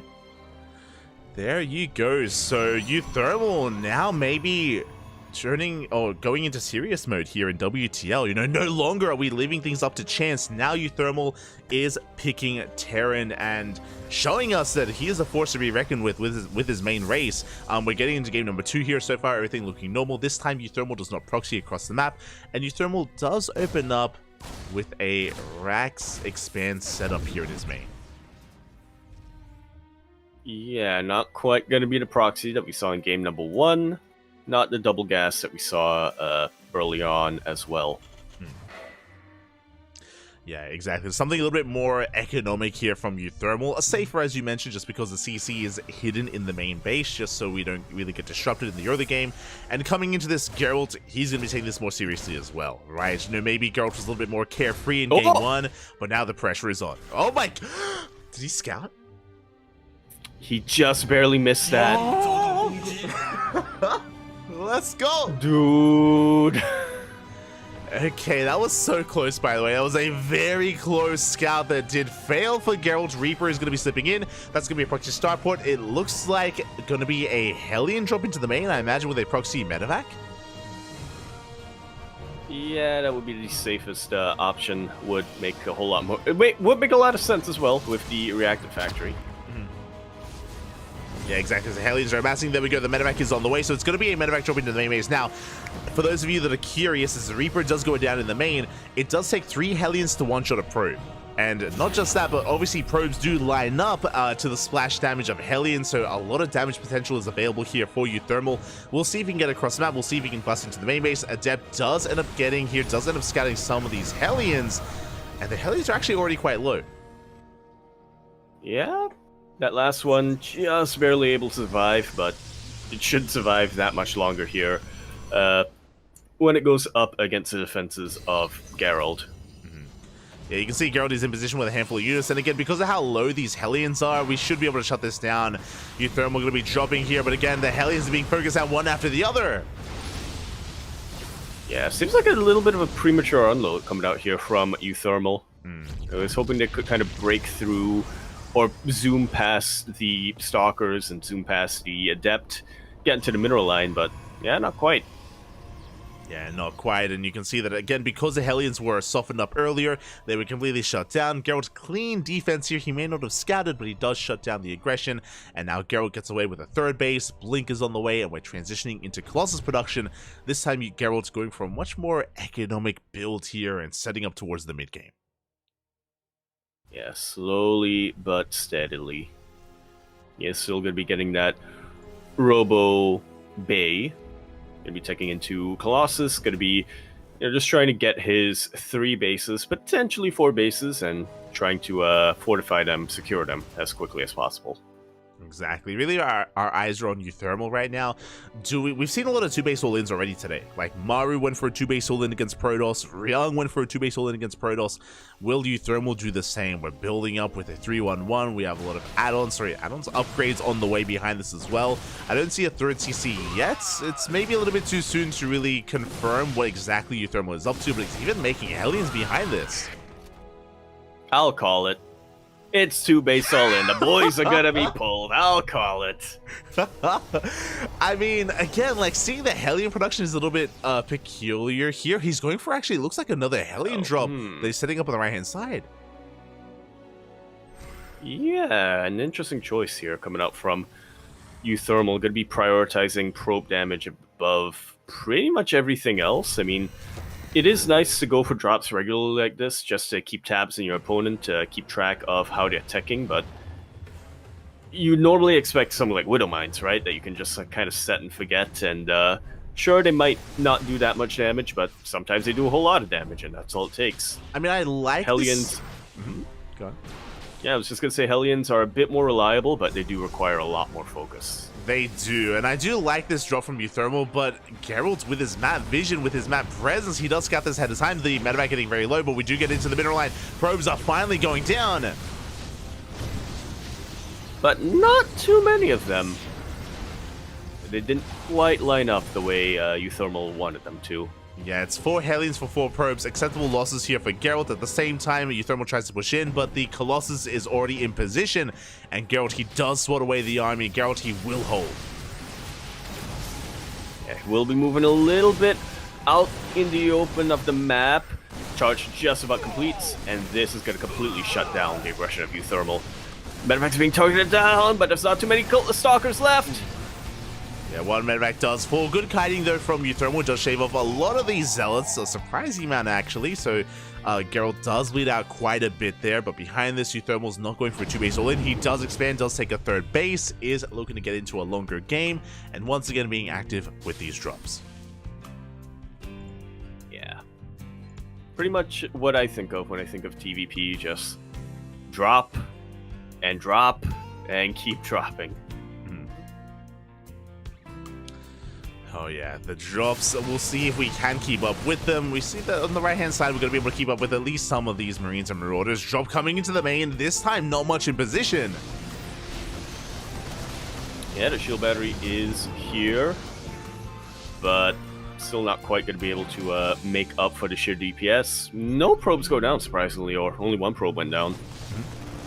Only 1 worker, we have a double drop towards the left hand side, but the Colossus and Zealots are in position as well, so Geralt accurately doing just such a great job here, splitting up his army, able to keep up with all the drop harass, and Euthermal hasn't really done much damage, but on the plus side, he also didn't really lose much either. He has some of these medevacs that are kind of pinned down and trapped, but the supply is still up and running, is still alive there for Euthermal. Yeah, he hasn't lost much, so these units in the medevacs can still make up the forces for when he goes for his eventual timing push. He's also containing Geralt on 3 bases for quite some time. Euthermal and Geralt were both on 3 bases for quite a while, and that's not exactly ideal for Protoss. Oh, it isn't. Ideally, want to be taking that 4th base a little bit faster. There we go. The 4th is now on the way for Geralt, but still needs some time to really kick in. Behind this, Euthermal working on the armory, working on eventual 2-2. We do have a tri-pronged attack. Drop coming into natural probes are finally going to be going down. As Euthermal, with the drop in the middle of the map, going to be trying to clear up some of these spotter pylons. Oh. Geralt did a good job of splitting up his probes until the very end there.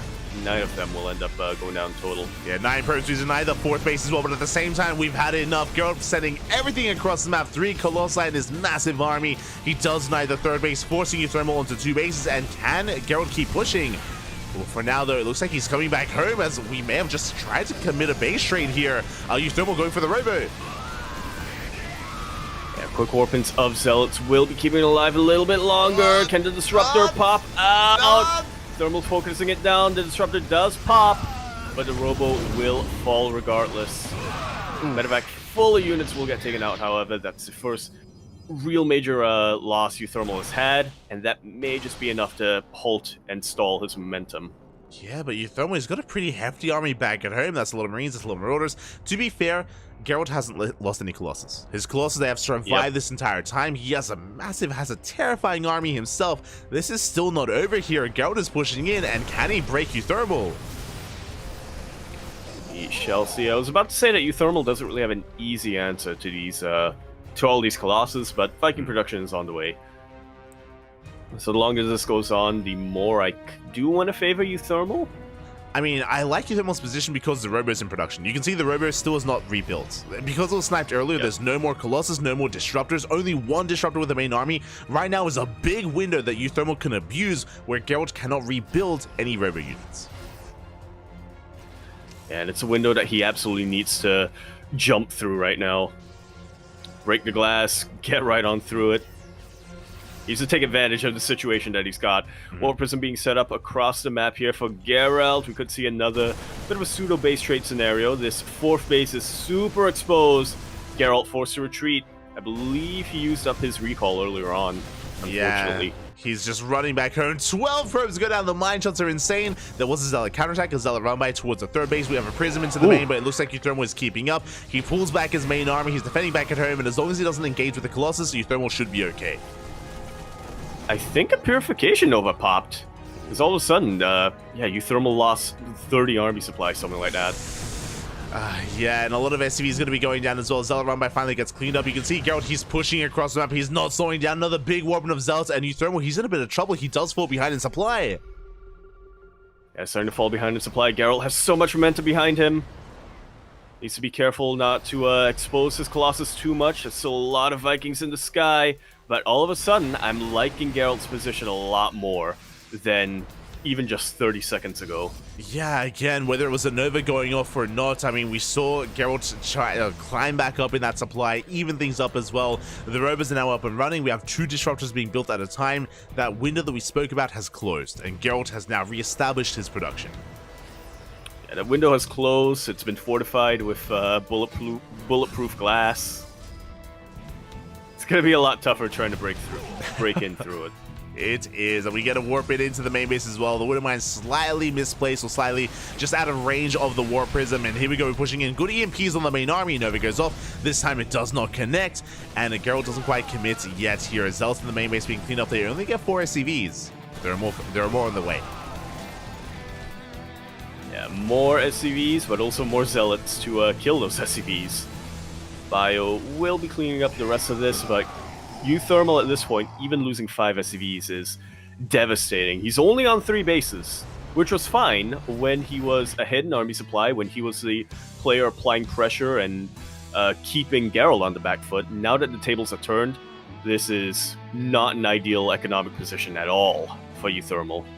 Yeah, I mean, Geralt, he's back up to 3 disruptors. His 4th base is now up and running as well, so he's recovering in his own economy. Euthermal still has an army supply lead, but all it takes is like a couple of good Novas. We're up to 5 disruptors. And that's insane. We saw, or inferred, just how much things can change, can swing in favor of the Protoss player with just one well-placed Purification Nova. That was another pretty good Nova. Geralt just needs another 1 or 2 more of those. Yeah, well, it takes a couple of Novas. Speaking of, they do go up. They do catch a Ghost there towards the end. Good splits here out of Euthermal, but damage is still being done. Vikings push on forward. Looks like the Colossi are going to be going down, but what about the rest of the ground army? Yeah, it looks like a lot of Disruptors do get taken out. The Vikings are trying to land, and Vikings do surprisingly well against Stalkers. Battery overcharge putting in a lot of work. Euthermal's economy is in absolute shambles right now. If he wasn't all in before, he is all in now. He's got a higher army supply, slowly making their way across the map. They are so overstimmed, but I think this flank may just about be enough. His army is deep in the red. As you said, heavily overstimmed here is Euthermal, and he's bleeding out units here to the Zealots. Reinforcements coming in. Geralt, he's barely holding on. And barely holding on is gonna be enough. GG is called. Geralt fights back in a nail-biter of a match, and he will be taking this game. He will be tying up the series score 1-1, halting the momentum of Offside Esports. GG, well played. You can see there, Geralt, he did look a little bit relieved, but he wasn't too happy, because he's like, at least he stopped 2 videos from being made, but Euthermal is still going to make one of those videos for game 1. It's he's assigned himself to just 1, but yeah. He's happy he prevented 2. Exactly. Happy he prevented the 2-0 here. We are tied up 1-1. Still anyone's game, but that was a very impressive showing by Euthermal. I mean, to be honest, again, even game number 2, Euthermal almost took as well. That was a very close hold there by Geralt. He barely did survive, barely did hold on. If it wasn't for those Novas, right? If those Novas were a little bit off, if they were off mark, if Euthermal was able to split a little bit better, if he was able to avoid some of those Novas, even a handful of extra units would have been the difference there of a win for our Terran player. Yeah, it felt like Euthermal was really dictating the pace of the game there. For the most part, he was the more active player. He was focusing a lot. He pretty much decided very, very early on that he was just going to stick with 3 bases and then just keep pumping out units to continue to harass and attack Geralt. Geralt was buckling a little bit under all of that pressure, under all of those triple-pronged harasses. But one well-placed Purification Nova gave him a little bit of breathing room, and he inhaled deep.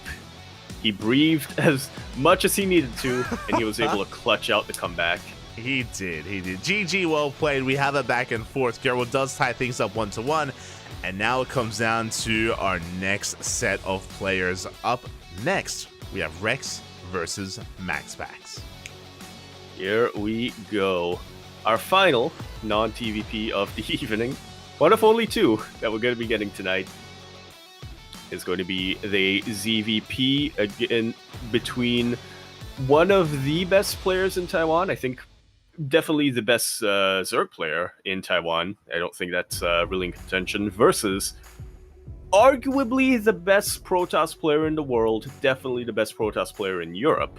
I don't think that's in contention either. Yeah, I mean, I would still rate Hero higher in the world rankings, but I do know that MaxPax did do well for himself in the European regionals as of late, so you know, he still can definitely contest against Hero in that number 1 ranking. Yeah, did pretty well in the EU regionals. Unfortunately, we're not going to be able to see him duke it out with Hero in ESL Masters Dallas, unfortunately. I remember there was a little bit of hope for like 12 or 13 hours because Coffee immediately declined his seed and MaxPax hadn't yet. So there was that little half a day where we allowed ourselves some copium that, maybe he'd rock up in Dallas. He'd rock up with the cowboy hat. Then he woke up and declined his seat. I was gonna say, man. I mean, the cope was real for anyone that believed that MaxPax would show up in Dallas, but he is still going to be showing up, of course, in these online events in WTL, and we'll see what Rex has in store for us. Now, what I'm excited about here, MaxPax is the favorite player. 100%, he's the favorite player coming into this.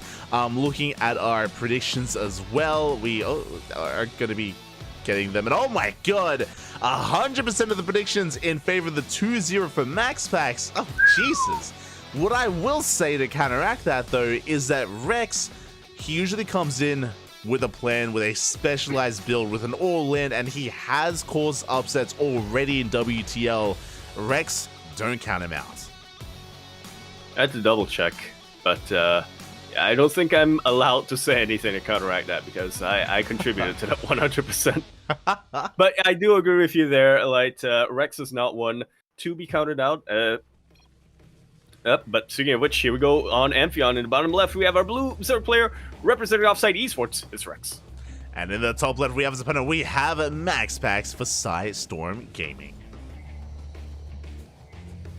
And going back to the previous point, Rex is not usually someone who we can count out just because when he is on the back foot, when he is a player who is the underdog in the matchup, he is known to kind of hold nothing back and has proven himself to be able to really punch above his weight multiple times. You know, there's a reason why way back in the day, in the early stages of WTL, when teams required a player from the region, from China, Taiwan, Hong Kong, one of those places, Rex was the one who was picked up by General Greenwings.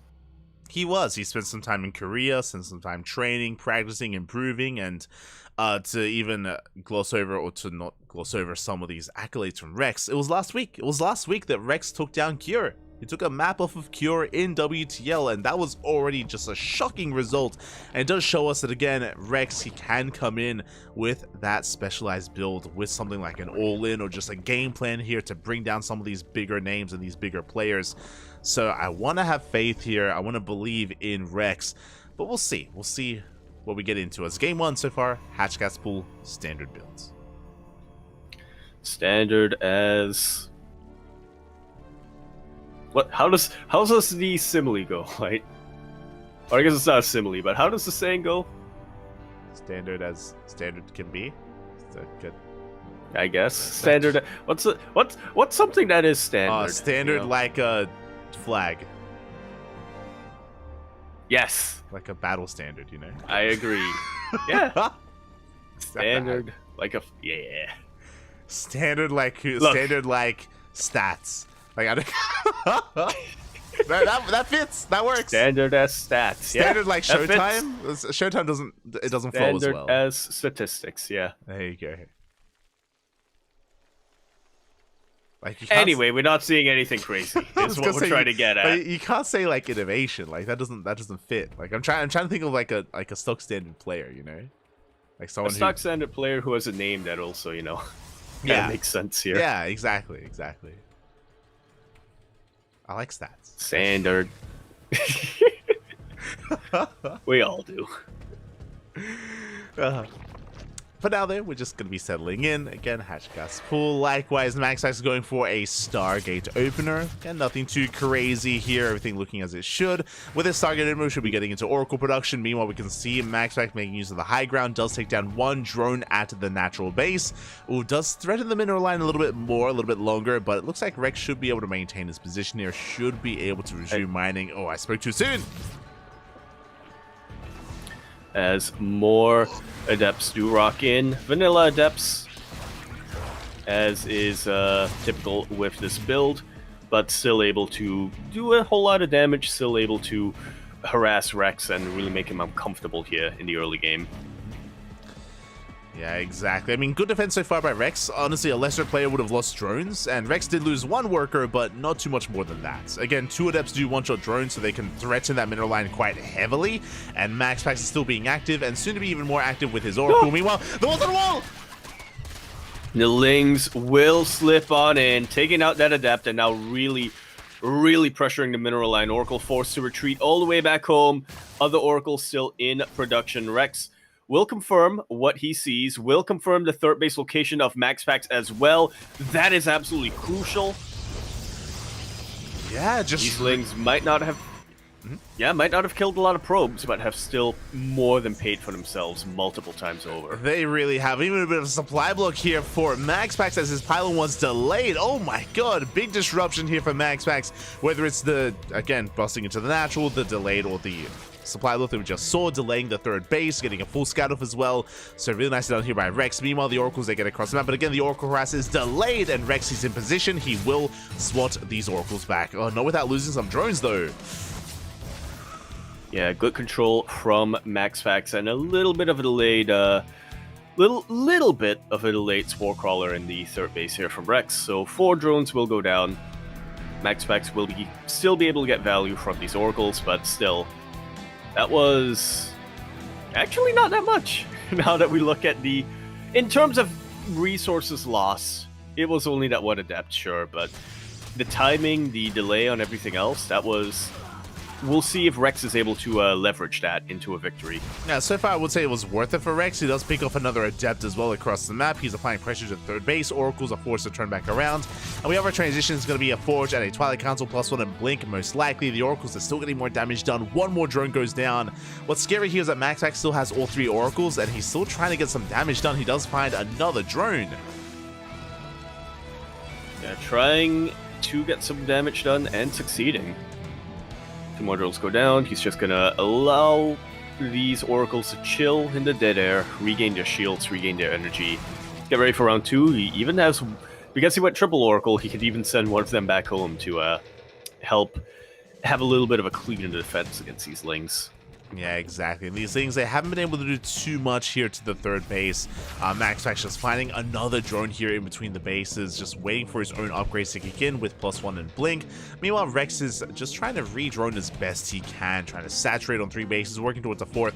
I spoke earlier about how I was excited to see if Rex had like a specialized build for MaxPax, and so far here in game 1, it's been pretty stock standard. Again, it's like been pretty straight up play from Rex, I should say, which is, again, impressive, and I do have a lot of respect here for Rex to just try to go toe-to-toe with MaxPax. Not an easy feat to go up against MaxPax in such a fashion. Yeah, absolutely not. Absolutely not. There's a reason why MaxPax is in contention for the best Protoss player in the world, and why there really isn't much contention when he is considered the best Protoss player in Europe. Yeah, exactly, as we do see him pushing forward. Blink is not done yet, but he has Oracles to support his army. Stasis Traps being thrown down behind this as well to deny any kind of wraparound, any kind of dive here from the Lings. Queens push forward. Lings, they do dive in. Stasis Trap goes off only on 2 Lings, though. Yeah, it looked very precarious here for Rex for a second, but now it's looking a little bit better. MaxPax still has a lot of momentum, a lot of firepower behind him. Rex rapidly running out of transfused energy. MaxPax still being careful. He doesn't want to overextend. He doesn't want to throw his lead, but he absolutely knows he has more than enough to win this game now. Yeah, exactly. Another stage trap being baited out here by Rex. Hydras are amassing, by the way. We need to buy a little bit more time. Ooh, Lings are getting a annihilated, though. They just melt here before those Stalkers, and without Lings, Hydras are vulnerable. They need that buffer. And that buffer isn't here yet. A couple of Hydras are out now, but they are vanilla Hydras. They don't have a buffer. Queens are tanking a couple of shots, but they can only do so much when they don't have a lot of energy to transfuse. Yeah, and you can see MaxPax, he's broken through the Lings. We're getting on top of the Queens. We're getting on top of the Hydras as well. MaxPax is breaking through, and Rex just barely cannot hold on here against the might of MaxPax. This is such a good position for MaxPax to really utilize, just driving a wedge between the main and the natural base, preventing preventing Rex from really massing up his units together and being able to hit as one force. Yeah, exactly. It's just such a brutal position here, and MaxPax is just reinforcing his overwhelming. Hydras get caught in the stasis trap. We have broken the natural. GG gets called, and MaxPax takes game number 1. GG. Nicely done here from MaxPax. We were worried for a second. We were definitely worried after the Lings were able to get on in, when Rex was able to secure his 3rd base and was even going for that 4th, but MaxPax, he is the best Protoss player in Europe for a reason. He knew that he could just keep calm. He knew that if he just continued to build more and more units, he would be able to turn the tables and take the aggression to Rex, and that's exactly what we saw. Yeah, and to give credit to MaxPax as well, he had some very nice Blink Stalker control when he was pushing in. He was able to shave off every single Ling. We had a swarm of Lings there, but so many went down before the Hydras arrived, and that's what mattered most there. By the time the Hydras were popping out, that swarm of Lings was non-existent. We didn't just not have enough buffer, not enough support for those Hydras. Without them, the Hydras were exposed, they were vulnerable. They like Nexus first, for example, or just a gate into Nexus as well. So if MaxPax is a little bit too greedy, if he cuts too many corners, then maybe Rex can punish him. Yeah, we shall see. But over here in the top right, it's Blue Zerg for Offside Esports. It was Rex. And in the bottom left, we have MaxPax for Psystorm Na'Vi. I like the logo for Psystorm Na'Vi, you know? Uh-huh. They just save time, put them side by side. Like, no need to combine them, just like, side by side. I like it. They just put them together. They just put them one next to the other, I you like know. it. Yeah. Why? You know, they worked efficient, you know? Like, they were efficient. You're like, they I like worked it. They didn't put in any work at all. It's great. Just like me. It's beautiful. I would do that. Shaking my head. They couldn't look, see, the thing is, they couldn't afford Photoshop. So they couldn't, you know, what's the term, the technical term, like blend them in together. They couldn't blend them in together. So they just got MS Paint. They put them side by side. Look, I'm just saying it would have been nice if they did blend them together in some way. You know, like a special shout out to Twisted Fairy, right? I mean, we have a lot of joint teams this season, and Twisted Fairy were the only ones to actually merge and actually create like a new logo. And I like it for their team. Yeah, it's good. A legitimately new logo. It's not just a fairy on a brain. Yeah. I mean, it's a fairy with a brain. It is a fairy with a brain. So, like, I feel like because they put in the effort, we have to give them a little bit of extra props to Twisted Fairy, right? Yeah, there should be a specialized award. SC Boy, if you're listening, throwing that as an additional award. Creative merge logo, most creative logo merger. Yeah. Give it to Twisted Fairy. Incentivize the other teams to do the same, you know, like I want to see a Psystorm Na'Vi like kind of like merged logo, you know. That's what I want. What would it be though? Because if you think about it, Na'Vi doesn't actually have a logo. It's I mean, it's literally just the words, just Na'Vi. Like, get creative with it. Look, I'm just saying that we've seen Psystorm, like, a shout out to Psystorm as well, because every season, I think they may have stopped, but for the past year, they would actually create a new logo for the season. Like, they would create like a St. Patrick's Day version of the Psystorm logo, or like, I think they did like a Christmas version as well, you know, for a while. Like, you know, they were willing to do that, you know, try to incorporate Na'Vi as well. Psystorm Cup and stuff, yeah. Just have Na'Vi twisting in the storm. Exactly. Have them like in the tornado. Yeah.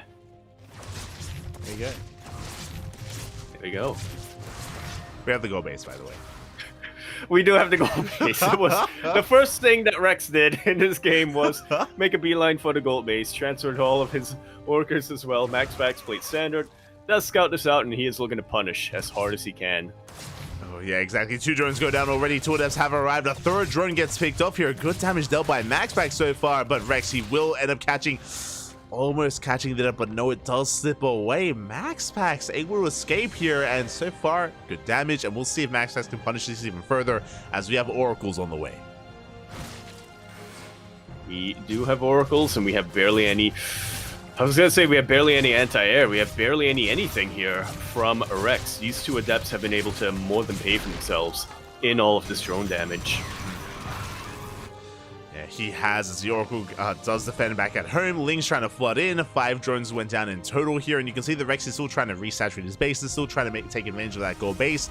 Not going for any kind of major all-in, just trying to take an economic lead, but has been having a hard time keeping those workers alive. Yeah, very much so. Hasn't been able to take advantage of the fact that he did get that gold base early on. Yeah, as we are getting into but additional with all oracles. Yeah, with all this pressure that he is applying on MaxPax, he is buying himself a little bit of breathing room. Yeah, MaxPax is fully walled in. Bearing in mind as well that MaxPax is not taking a 3rd base, he's going for a Twilight Council, additional gateways. This looks like it could be Glaive Adepts. It could. There we go. Glaive is now on the way. There we go. So again, no Forge, no 3rd base. So Glaives is usually the transition of choice there from Protoss players. So Glaives is in production, and this is designed again to try to punish Rex, to try to punish him for being so spread out in between all of his bases. Can Rex keep up? Rex does thankfully have a Roach Warren on the way. That he does. He doesn't have the most sizable link count at the moment, but he might not need it if he can get his roaches out sooner. Yeah, as the roaches are amassing as we speak. A couple of adepts have been revealed, but this amount of adepts this early on is not the most unreasonable things to be scouting right now, as the oracles, they get even more drones in the main. Only 2 for the time being, but adepts are amassing, and again, thankfully, Rex is investing into these roaches. Meanwhile, MaxPax's doubling down, not just going for adepts. That's the Dark Shrine. You were mentioning it is a little bit more in vogue this season. Dark Shrines are making a little bit of a comeback, and this can absolutely be what shuts down this gold base. Rex, strangely enough, hasn't thrown down a Spore Crawler there yet. He's all in. He's not going to have any detection. Yeah, Rex, he cut workers at 33. 32 drones, that is less than 2 base saturation, by the way. It is boosted because of the gold, but Rex is going for a Ling Roach Flood, hoping that maybe MaxPax is too greedy. But honestly, in this position, DTs are ideal. Absolutely ideal. The lair only just got started. Overseers are going to be a long ways off. At the sound of the first swipes, I would not be surprised if, I would not be surprised if that's where Rex just kind of has to give in.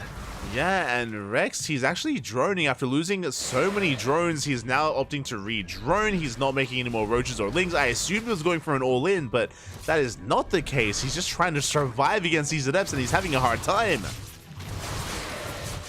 Having a very hard time going in between his bases. Creep is just about going to connect them, but even still, it's a long way to travel. And Adept Shades are just ever so slightly faster than roaches on Creep. Yeah, and we can see that MaxPax is just forcing that creep to recede, getting some more Ling kills, getting into the mineral line as well, getting a couple of workers, and yeah, Rex, he is still struggling here. Again, the gold base is helping, but a queen goes down. Can we catch the adepts, though? Oh! Yeah, good surround, good biles. Adepts are going to get cleaned up. No answer to the oracles yet, but they're also out of energy. They are out of energy here, but at least Rex, he does survive. He does shut down those adepts. Behind this, he's still droning. Lair is done. Roach speed is on the way. Now we're going for a bit of a counterattack, but I'm not so certain that Rex can get much done here, as we already have static defense on the way. Yeah, cannons now in position. Shield batteries not too far away. And here come the DTs. Rex, well aware that he has no detection, forced to turn around, and in this retreat, while his army's in the middle of the map, it will allow a couple of adepts into his main base, will allow him to get even more drone kills. Yeah, we have 2 adepts in the main, 2 adepts at the natural. We have DTs threatening the 3rd base as well. We're getting 5 drone kills so far, and Rex forced to turn everything back home. A Like so. Forced to remake all of those drones. Not just remake all of those drones, spend larva to do so. Not investing in his army. He can't invest in his army just yet, as MaxPax gets further and further along in the tech tree. Yeah. Robo Bay now on the way. The Bay is on the way, second robo for double Colossus production. With that Dark Shrine, we have Archons being produced as well. MaxPax's army, the complexity of his army is just getting better and better. From the side of our Protoss player, Rex, meanwhile, is stuck on Ling Roach Ravager, and he's lacking those upgrades. I mean, +1 range is about to finish up, which is good, but I'm curious to see if Rex tries to actually saturate his 4th, or if he does commit on 3-base saturation instead. Yeah, we shall see. That seems to have been the game plan so far for Rex, is to just keep his worker count 1 base behind the amount of bases he actually has. Utilize all of that larva to just continue to pump out more roaches and lings. And yeah, it looks like... Oh, yeah? Yeah, would it be a bad idea just to get a macro hatch at this point, if you're Rex? I think that's just the 4th base. I think that's just the macro hatch, because here we go, we're pushing out across the map with our Ling Roach Ravager. Do get us around here on one of those Archons. Not a bad pickup here as we do focus on the site defense. Oh, Colossi is still not out, by the way. Yeah, still not out. Archons do get targeted down by the roaches and by the Ravagers. Rex looking to turn the tables and take out this gold base. Archon goes down, no more splash damage available here from MaxPax. Biles will not quite land.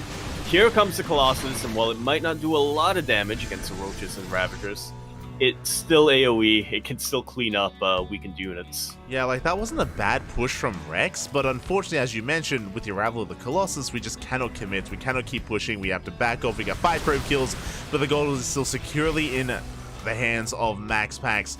Rex trying to rotate around, trying to find another way in. He does manage to catch a couple of transferring workers at least. He does shut down the Adept harassing, but Rex is on a bit of a timer. Rex, he's 3-base all in.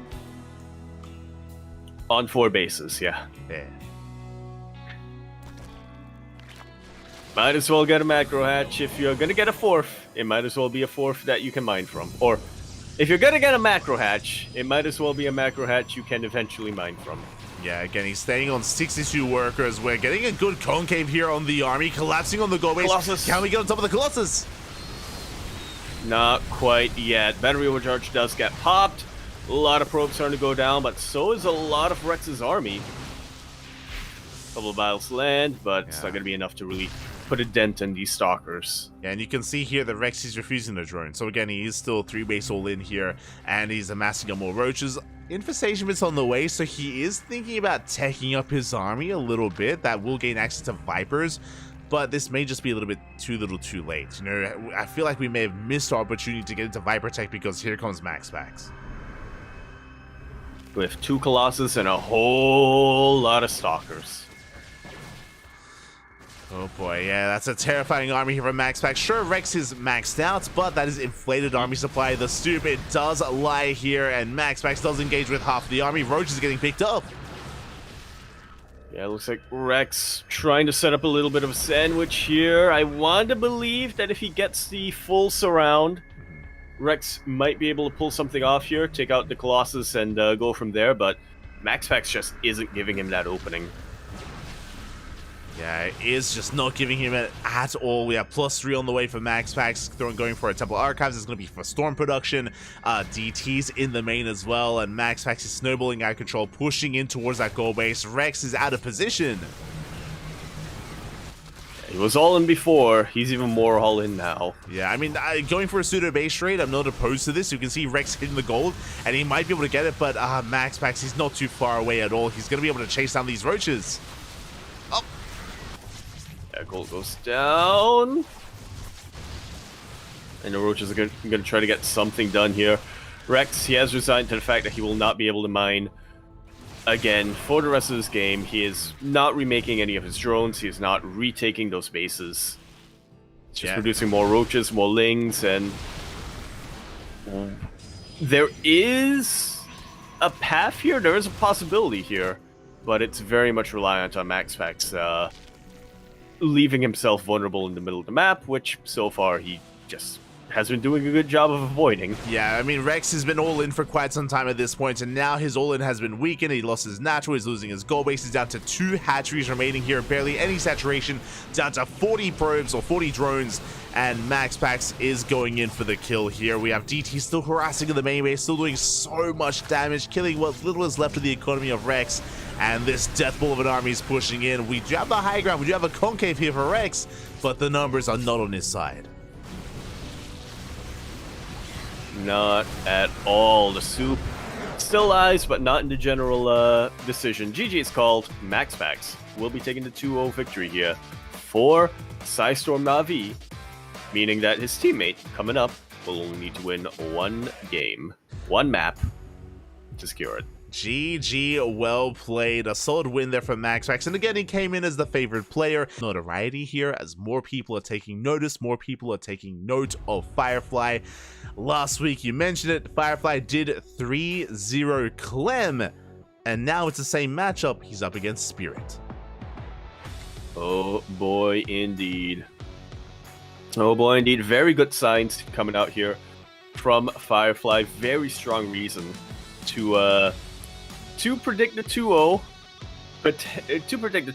but I will say this, Spirit is a much different player to Clem when it comes to style. You can see right here from Firefly just how much his elo shot up after last week. It's 173 ELO that went up. There we go, his elo is rising, and Spirit,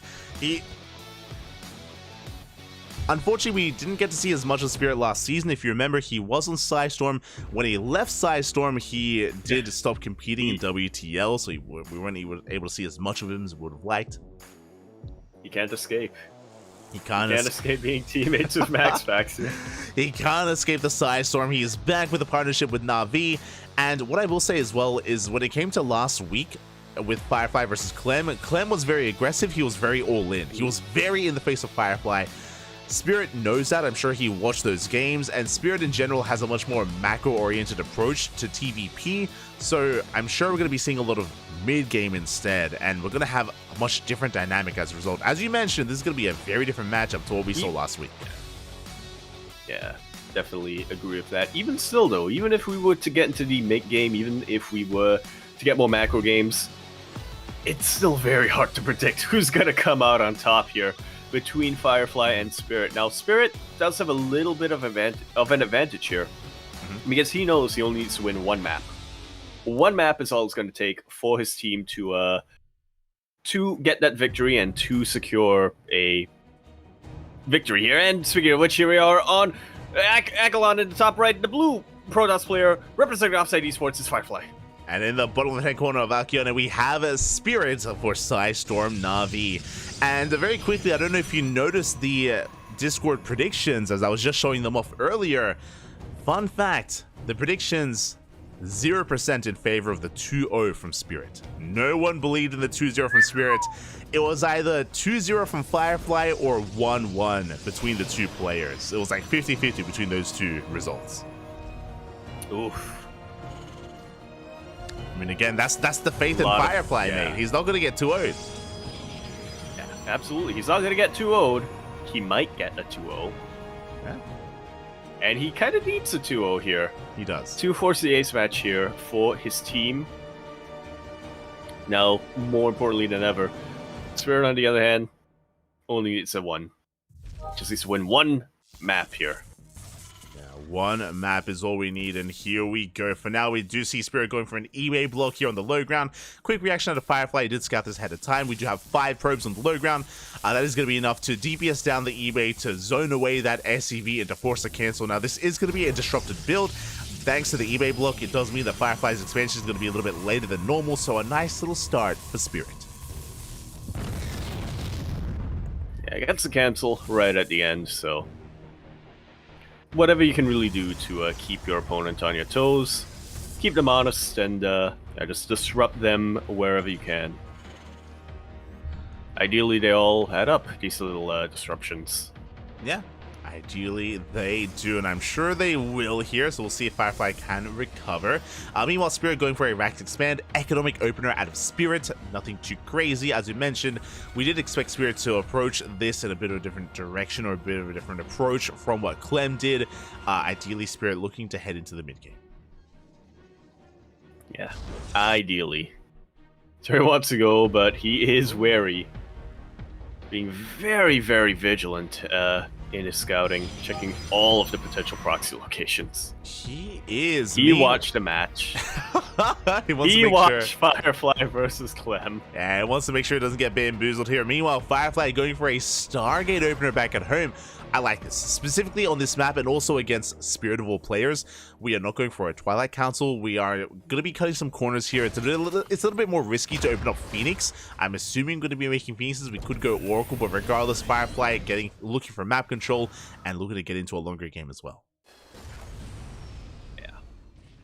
That's why they're most comfortable, really.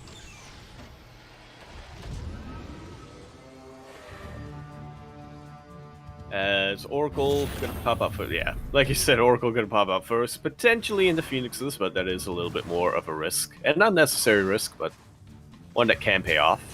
Yeah, interesting. Going Oracle first means that we're going to be seeing a little bit more aggression out of Firefly, at least harassing the mineral lines. He's not going for a Phoenix-based opener, so we could be transitioning into a faster Twilight Council back into Blink from here. We'll see what is done with the Robo and what comes from here. Yeah, only going to be a single Oracle for the time being, so... This is... yeah, pretty interesting way of going about things. I would imagine Firefly wants to do normal PvT things, get into his Robo Bay, get into his Colossus, and just have a very safe backbone to his army. A little bit more defensive, but going Oracle into Colossus is not common at all, to say the least. Yeah, and there it is. There's the Bay for the Colossus production on the other side as well. No second Oracle. There's no second Oracle. There's no Phoenix. Like, Firefly, he doesn't really have an army. Like, this is such a risky build from Firefly because he has no Blink, he has no Charge, he has no Phoenixes. He is so vulnerable to drop play. But thankfully for him, Spirit is being a little bit more passive. Like, he's, building up back at home. He's getting into the rest of his Raxes. He delayed his starport, which means no early drop harass. Yeah, no early drop harass, but a much earlier stim. Yes. So when the drop does hit, it is going to hit a little bit harder. Yeah, this is basically a 2-1-1 variation here from Spirits, focusing on making additional Raxes before the starport, focusing on stim production, which means no tanks either, bear that in mind. So yeah, this is going to be quite an aggressive follow-up, or quite an aggressive stim timing here from Spirit.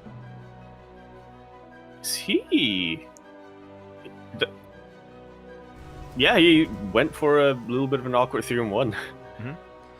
I was confused for a second because I only saw two Marines being made at a certain point. I was like, did he just go 2 racks and have both of them be tech labs? But no. Yeah. It is a 2-on-1. He was just delaying some units to get some buildings down. Yeah, so with this 3-1-1, there are variations of this where you pull the boys. If Homeowner was playing, for example, I would 100% believe he was going to be pulling the boys and going for a 2-base all-in. Spirits on the flip side, though, we could just throw down a third CC behind this. There's no third CC yet, but we should be seeing one soon, as Firefly opens up with a Colossus drop. Oh my god. It wasn't for defense. Dust Spot the Marine. Stim is done, bear that in mind, but here come the Colossi, and how much damage can we get done?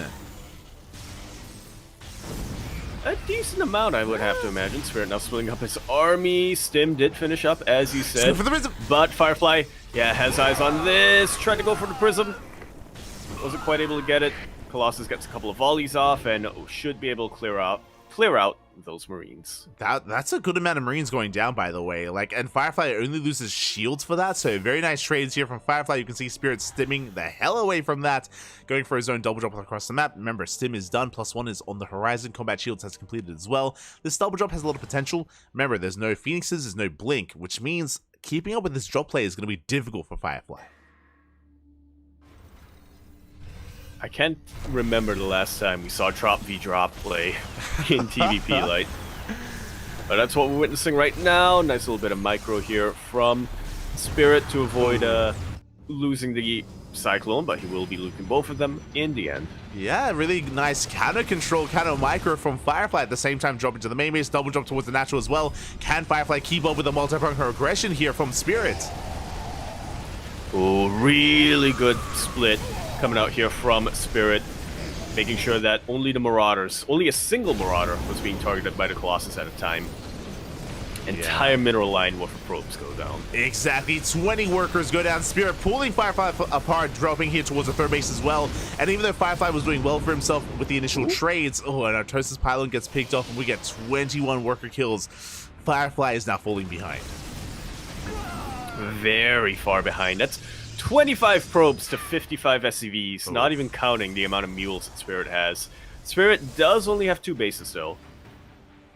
He has 2 bases, but I believe he has finished a 3rd CC. I think this is the 3rd CC in the main base, ready to float on over. There you go. You have the orbital in production as we speak. Firefly, at this point, he's all in. At this point, there's no turning back. You can see 0 probes in the production tab there for Firefly. He knows how committed he is. He knows that he cannot macro out of this. It's all or nothing for our Protoss.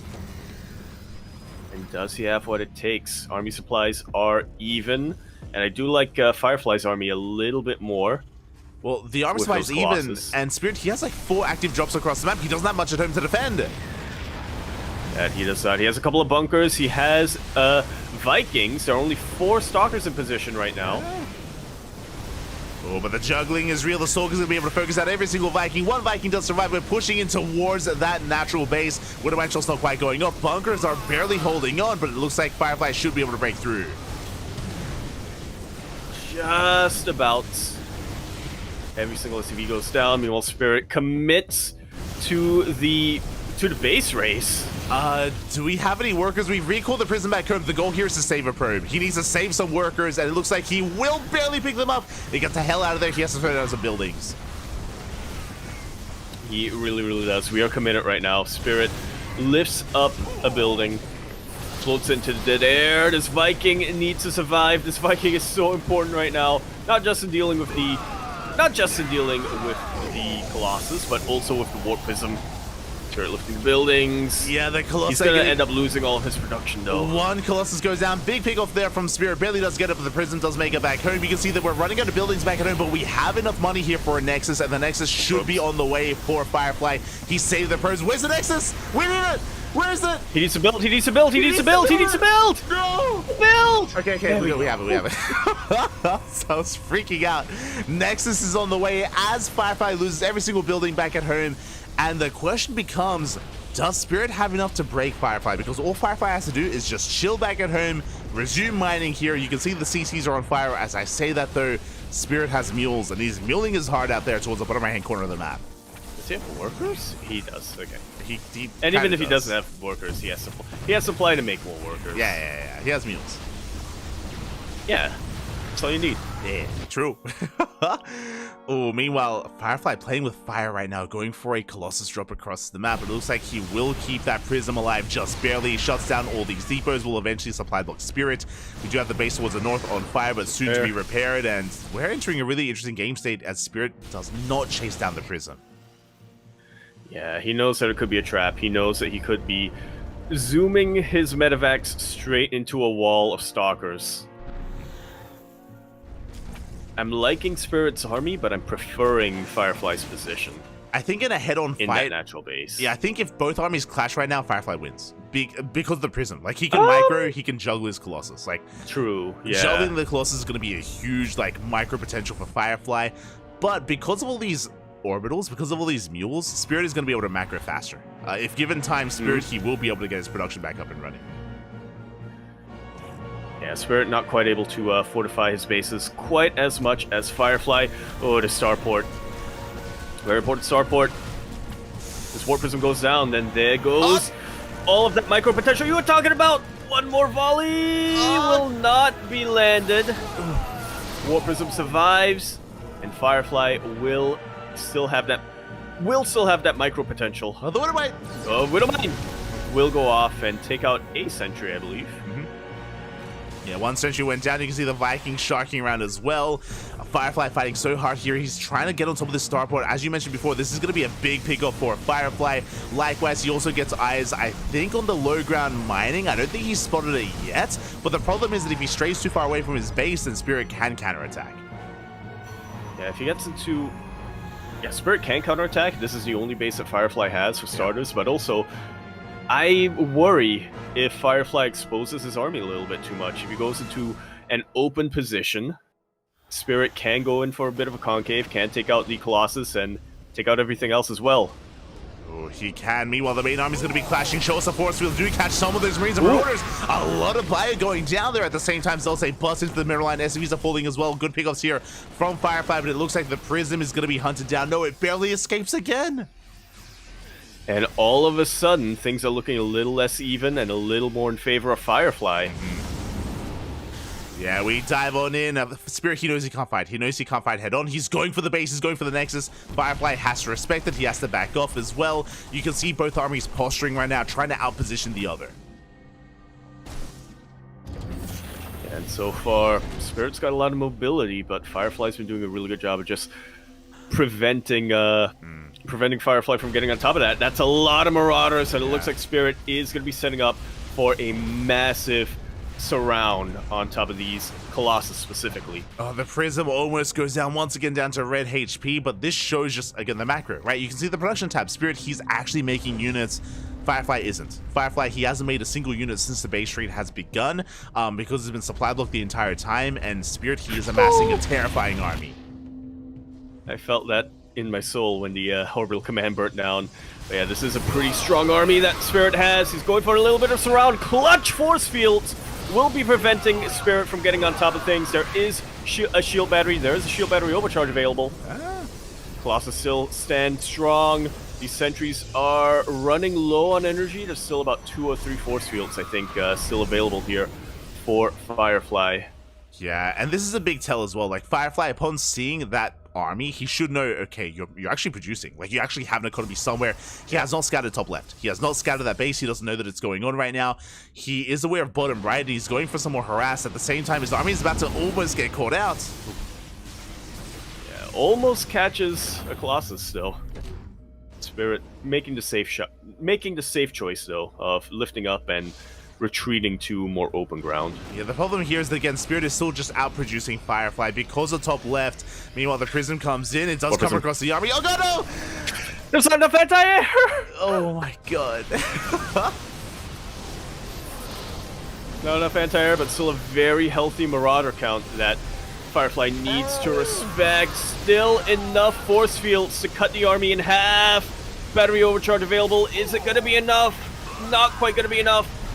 Yeah, is quite going to be enough. Boys are being pulled. We focus on one of the Colossus. One Colossus does go down. A bit of miss micro there with the juggling, and it looks like there's nothing left. Spirit does break through. There's one Colossus remaining, and Spirit will take this. GG gets caught. Spirit takes game number 1. GG takes game number 1, takes the victory for Storm Na'Vi, takes all of our hearts and all of our lives as I was on the edge of I think I stopped breathing for a solid 2 minutes towards the end of that game. Like, this is why everyone predicted this match going down to the wire. Oh, man. GG. Very nicely done by both of our players. Could have swung either direction. Not gonna lie, at any point, if Spirit slipped up even once, I think Firefly would have been able to take a head-on engagement, would have been able to secure that victory, but Spirit, he never gave him that opportunity. He knew what his win condition was. He knew exactly where his advantage what his advantage was. And yeah, he just continued to mine, continued to produce Marauders, and eventually was able to outscale Firefly. outscale Firefly when both of them were down to less than one base. Let's be clear. And that was just such an unfortunate position for Firefly because it was the top left base that won Spirit that game. It wasn't just the base, also the production that was there as well. Yep. And remember, that was also the base that was on fire down to red HP that was barely saved. If you remember, it was like about to burn down and Spirit did save it. I think Firefly just assumed that it did burn down because he was chasing it earlier, then he gave up on chasing it. I think he just assumed that it had died, and it didn't. And he scouted the lone starport. Yeah. That was your base as well, which, you know, looked like the starport went down there and there would have been a base there mining, but it had to have burned down, right? But no, Spirit just was able to keep that base alive just long enough to land it, throw down a mule, and get that repair. That was so clutch. That was so important for Spirit there, and allowed him to claw his way back. And here we go, continuing on Oceanborn in the top left. We have our blue Protoss player for Offside Esports. It's Firefly. And in the bottom right hand corner, we have a Sidestorm Na'Vi. It is Spirit. I don't know how they do it, Light. I don't know how I'm out of breath, but our players who actually had to perform and do all of that, I just had to witness it and I'm out of breath. Our players who had to do all of that are now just in like 2 minutes ready for game number 2. Less than 2 minutes ready for game number 2. Exactly. They just want game after game. They want to just keep things going. No rest for the wicked here. And as you mentioned before, Sidestorm Na'Vi, they will take the series. It is first to 4 wins, and we have those 4 wins in favor of Sidestorm Na'Vi, but they will still play out game number 2. Firefly still has a chance to fight back for himself, for his team, for some extra money, for some extra WTL points. Yeah, potentially the map score as well. If things really come down to the wire, you can decide which team heads off to the playoffs and which team doesn't. But for now, Systeminen, as we can see on the overlay here, has already won. They have. But for now, we do have our openers getting underway. No proxies, no shenanigans for the time being. Yeah. Offs, on the other hand, already lost. They did end up with a loss here tonight. But again, some really good matches. Some really, really entertaining games overall. Again, winding it back a little bit, Thermal, he had a very close series against Geralt, if you remember. I mean, that could have been a 2-0 in favor of Offside to kick things off. And we also had Rex, of course, doing his best against Max Pax. A rough matchup there, but again, Rex did hold his own. Did end up falling, of course, and Firefly here, he can redeem himself and his team. Yeah, can redeem himself and his team and his pride. Yeah, I guess that was implicit. Team pride. Coming in here from Offside Esports. You don't want to allow Systeminen and Sidestorm Na'Vi to come out of this without a little bit of blood. Without bloodying them up a little bit. Exactly, and Firefly already kicking things off here with a proxy pylon across the map. It looks like he wants to try to go for his own gateway to reinforce. Adept does arrive. We do scout. We do confirm that there's a CC on the high ground. Again, it was a rack expand out of Spirit, but it was a CC on the, or it was just a safer expansion setup from Spirit as he's now looking to expand and take his natural. Just like so. It's a proxy gateway. Yeah, one of... I was going to say one of many, but I guess one is all you really need. He's got more gateways back at home. Yeah, it's going to be a 3-gate opener here from Firefly, so very aggressive. He's going to try his goal here. His aim is to snowball out of control and to break through these Marines, break through that Widow Mine, and deny any kind of mining at the natural, maybe even push into the main as well. Bearing in mind this is not an all-in, but an aggressive build nonetheless, as all the Marines are getting quite low. We do get into the main. Oh! But we do make it out of here as well. At the side of that Cyclone. Spirit's feeling pretty safe now, but maybe he shouldn't. Yeah, pulling a couple of boys to repair. Stalkers are coming in to reinforce. Widowmine is repositioning. We do have eyes on this as the armies are going to be clashing. We do focus down the Widowmine. And yeah, Spirit will no longer be able to retreat into that. Forced to pull his boys. He will be chasing this back, but he loses all of his Marines to do so. Yeah, he lost his Widowmine. Cyclone stays alive though. Cyclone does survive, but we gain control of the low ground just like that. Spirit has to give up on his natural base. More Stalkers have arrived as well. And can we focus out these Cyclones? Again, we do manage to get a Stalker here. 2 Cyclones are getting quite low. Yeah, how good is the juggling going to be here from Spirit? One Cyclone, just one volley away. Both Cyclones one volley away, but one of them definitely a lot lower than the other. Forced to land a Viking, but with that, Firefly does retreat away from here. Yes, Spirit, he's barely holding on. Thankfully, he pulls some boys. He's repairing, topping up those Cyclones. More Stalkers have arrived, reinforcing. A 4th gateway was thrown away, or sorry, was thrown down behind this, so it's going to be 4 gate from Firefly. Prism on the way as well to reinforce. Firefly, he's committed. And he wants to break this so bad, but with a Viking and 2 Cyclones, I just don't see it happening. I mean, he's all in. He's completely all in at this point. Remember, there's no blink, so he can't really micro back behind this, but the War Prism does give him a more defensive blink here available. Does try to outposition the army. He's getting on top of the tank. That tank is very exposed, and it will go down. Throws off a couple of volleys. These Stalkers do take a lot of hull damage. Yeah, we're bleeding out a lot of Stalkers here. Some good pickoffs. Liberator goes out as well, but we are bleeding out a lot of Stalkers in the process. Good target firing out of Spirit. He does pick off whatever he can. Boys are being pulled. His army's getting low, though. Ooh. Yeah, Cyclone gets picked off, and that's pretty much the backbone of Spirit's army. Tank is now out. It will not be able to siege. But with the boys being pulled to provide a little bit of a buffer, Spirit will be able to chase us back.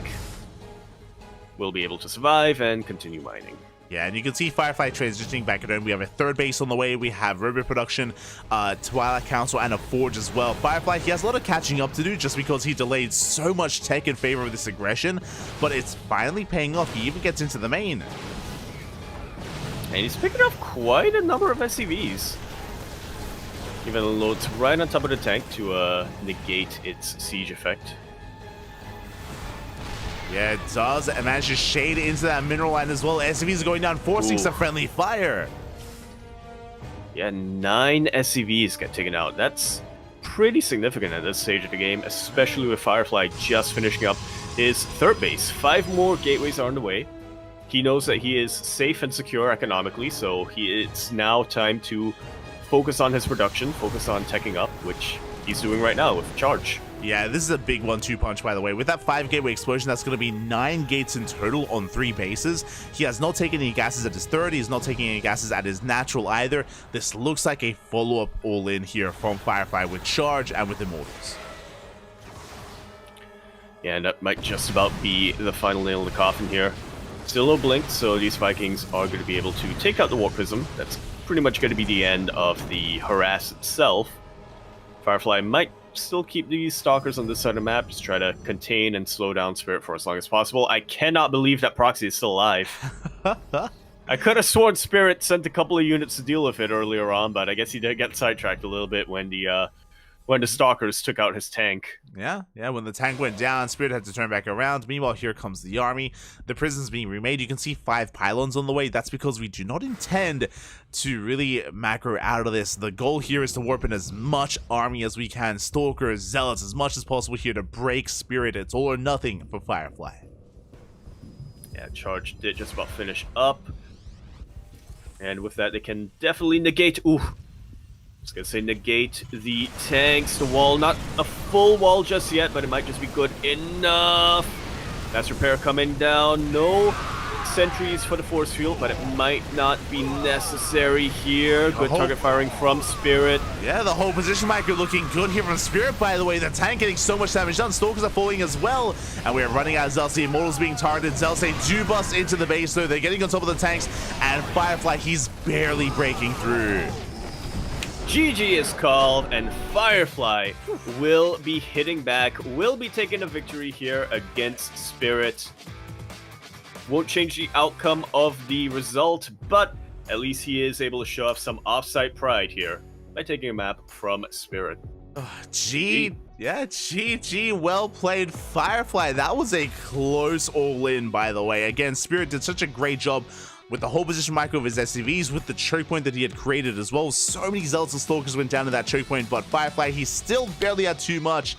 and he does redeem himself. GG, well played. Psystorm Na'Vi will take the series, but a shout out to Firefly, a shout out to you Thermal for taking some maps and making a series out of it. Yeah, that was one of the closest matches I think that we've had in WTL thus far. Especially game number 1 between Firefly and Spirit. Euthermal versus Geralt, very, very close as well, but to have a full-on base trade like that, you can probably count on both hands the number of times that has happened in competitive StarCraft 2.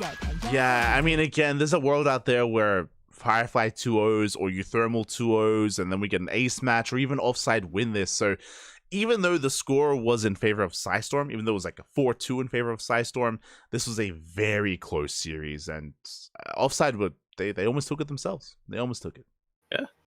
Very, very close indeed. Almost took it. Which hopefully is a good omen for them as the rest of the season goes on.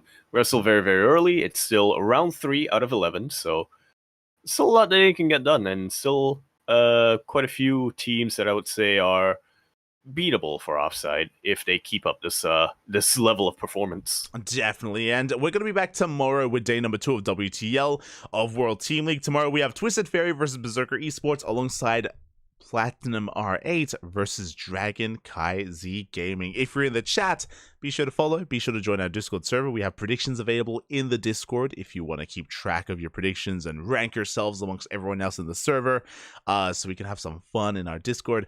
Otherwise, we'll see you tomorrow for World Team League. Indeed, we shall. And we hopefully another close one on our hands. Hopefully so. Yeah. Meanwhile, Yaku, do you have anything you want to say before we head off for the night? Again, it's getting quite late here in Australia. It's 1 a.m. It's badge time, Bobby. Badge time. Oh, they don't play until Sunday. Never mind, okay. What are you gonna say? I was gonna say, I'm disappointed in the lack of faith for coffee so far in the prediction game. You're an animal, Pop. You're an animal. But yeah, that is going to be Sunday. That is Mystery Gaming versus Basilisk. We'll get there. We'll get there. Don't you worry. But yeah. Yeah. Good luck in everyone's predictions this season. We did add that additional feature, or Kuro did add an additional feature this time. We're also having something called the Dean ranking, which is figuring out who is the worst predictor who was trying to be good. There you go. We'll figure it out. And I think we already know who it's going to be. But we'll see. We'll see. We'll see. With that, thanks for watching, everyone. Thanks for the support. We'll see you guys tomorrow for some WTL and for some KSL action as well. Until then, hasta luego. Hasta la vista. Bella. Ciao.